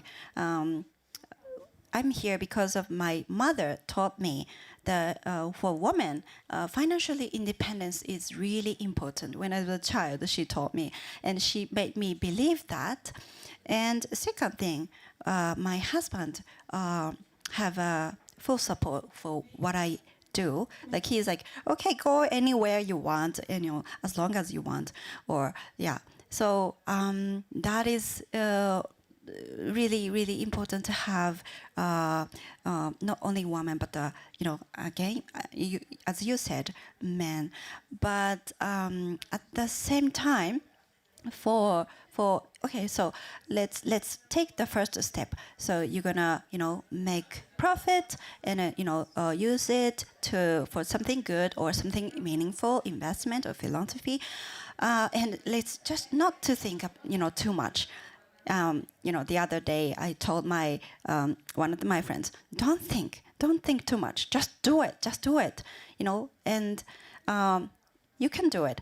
But I didn't have a mentor when I was younger, like I had to experience by myself. So it took me a long time. And now, mentoring other people, I feel like, oh, I'm giving, a lot of resources to them. They're so lucky. And, so to have a good mentor, make your time really, how can I say, shortcut? And then, very efficient. So come to her, find a good mentor. They're going to teach you, to do, not to do. It's going to be, efficient, or yeah. So that's going to be faster.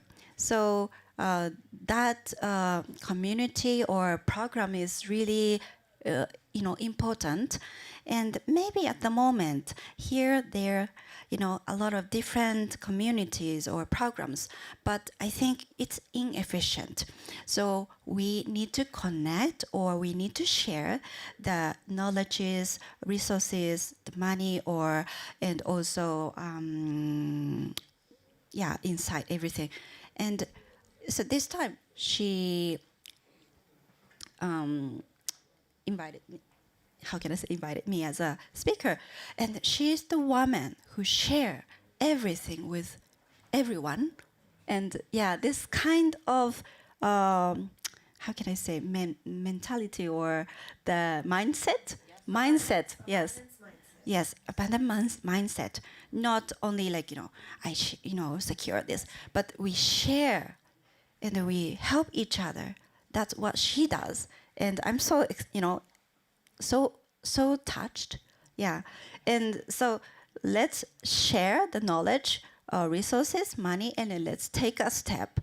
Don't think too much, but, carefully listen to your mentors or, experienced person, so that you can avoid some mistakes, losing money or something. If I can expand, just add rather to the poignant points from Mimi, I would like to think that in the next 10 years, that we're focusing on like an inclusive alpha in terms of like working with men.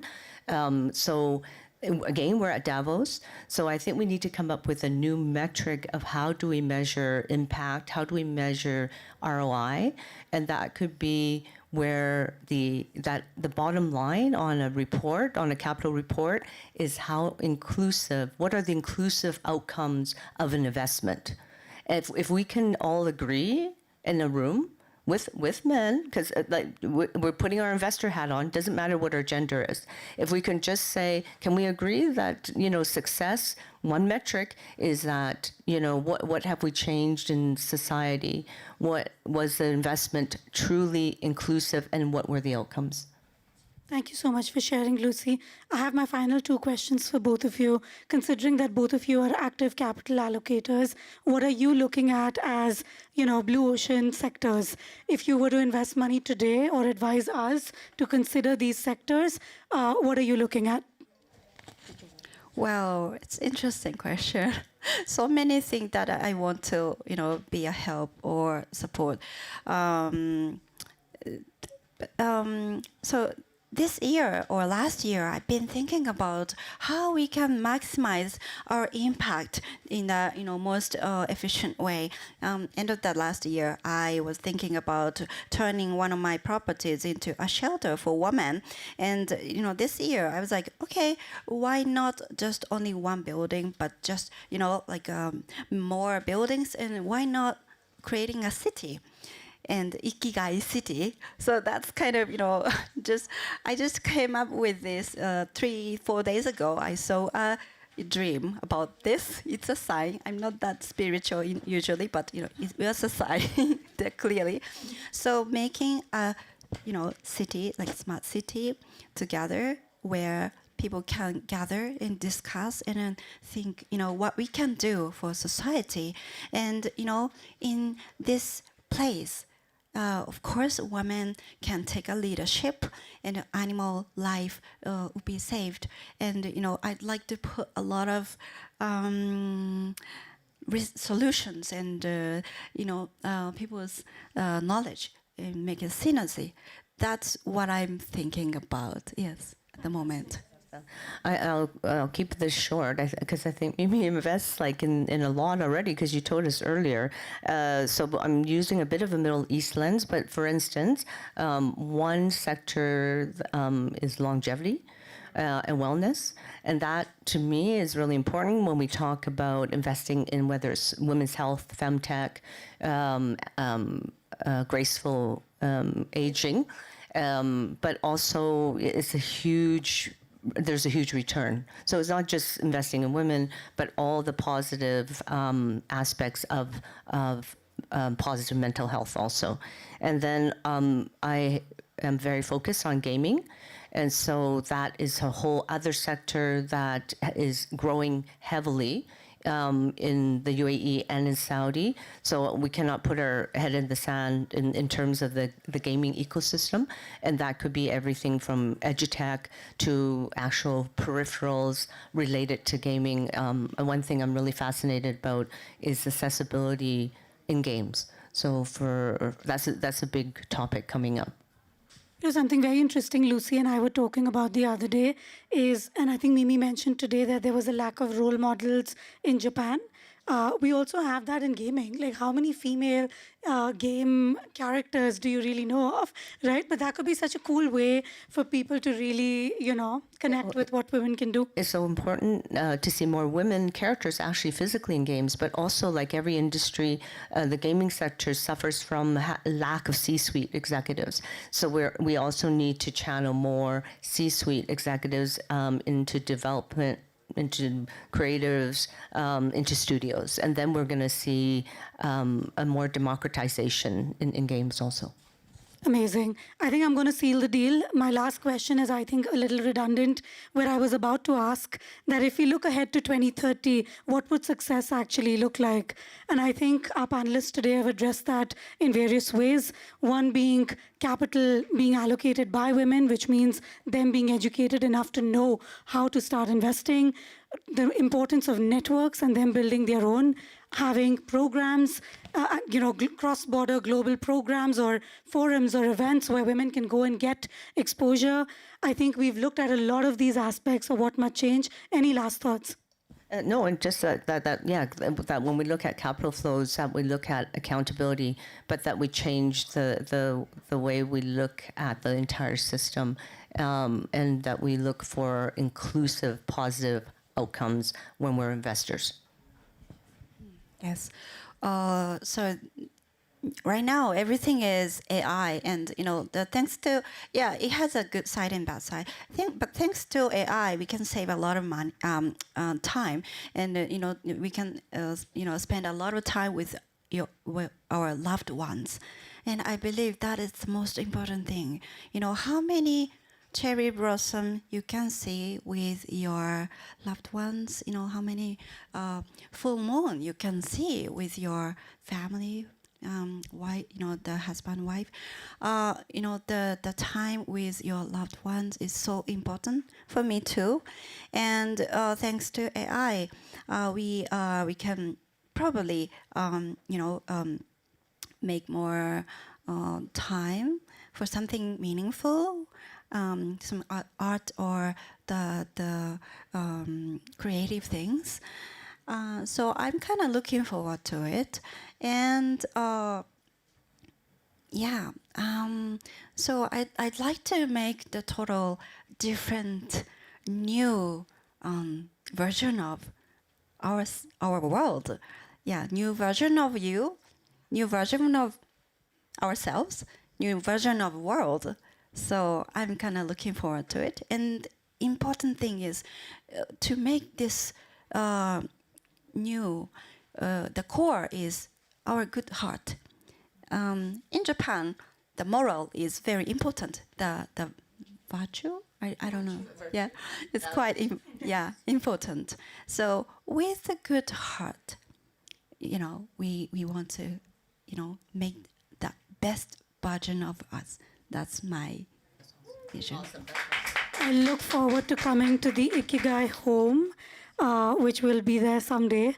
I'm so excited for you, Mimi. Fantastic. I'll now open the forum for any questions. Please, let's take the next 2 minutes or take 2-3 questions. Please raise your hands. Yes, please.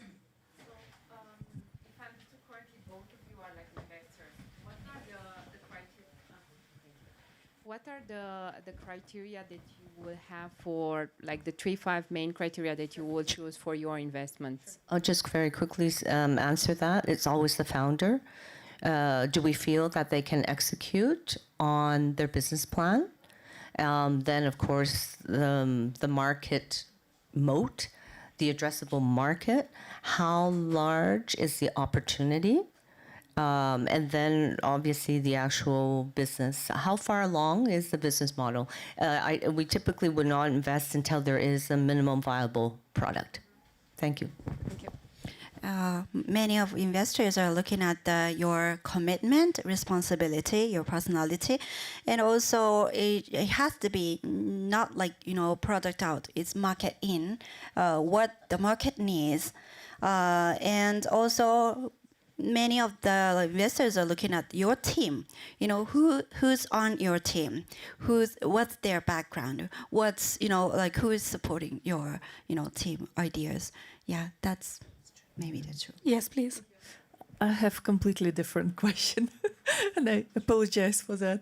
But just yesterday, watching the Elon Musk speech, you know, he announced robots and he's doing IPO, and I'm considering to invest in both of his IPO and Tesla when it gets a bit deep.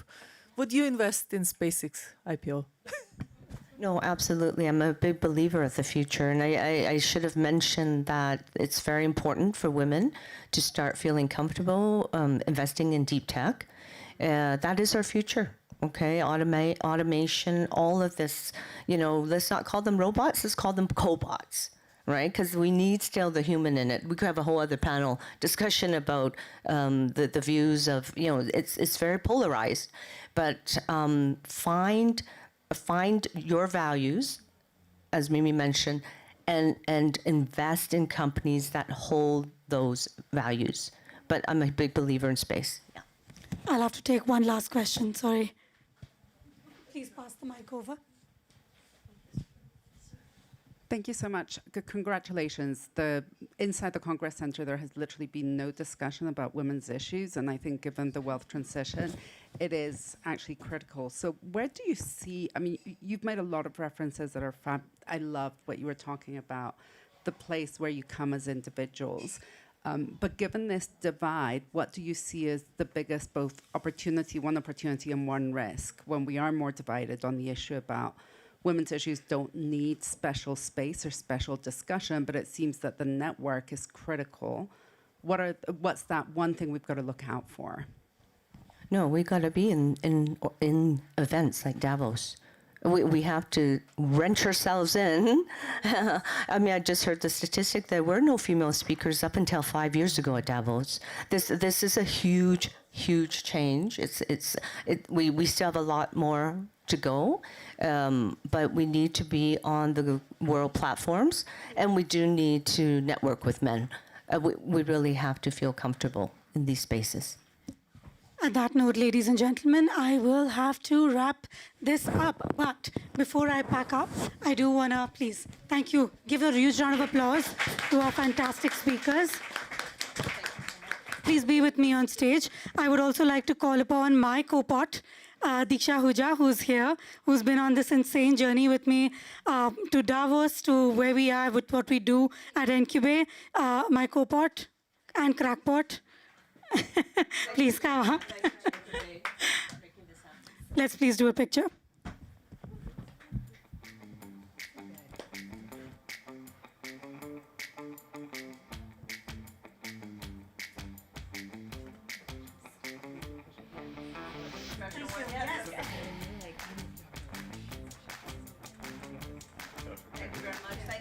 Ladies, as we continue, this is the last panel at Davos. I hope you had a fantastic time, but I do welcome each of you to come and speak with us, figure out partnerships, let's exchange ideas, let's exchange networks, build a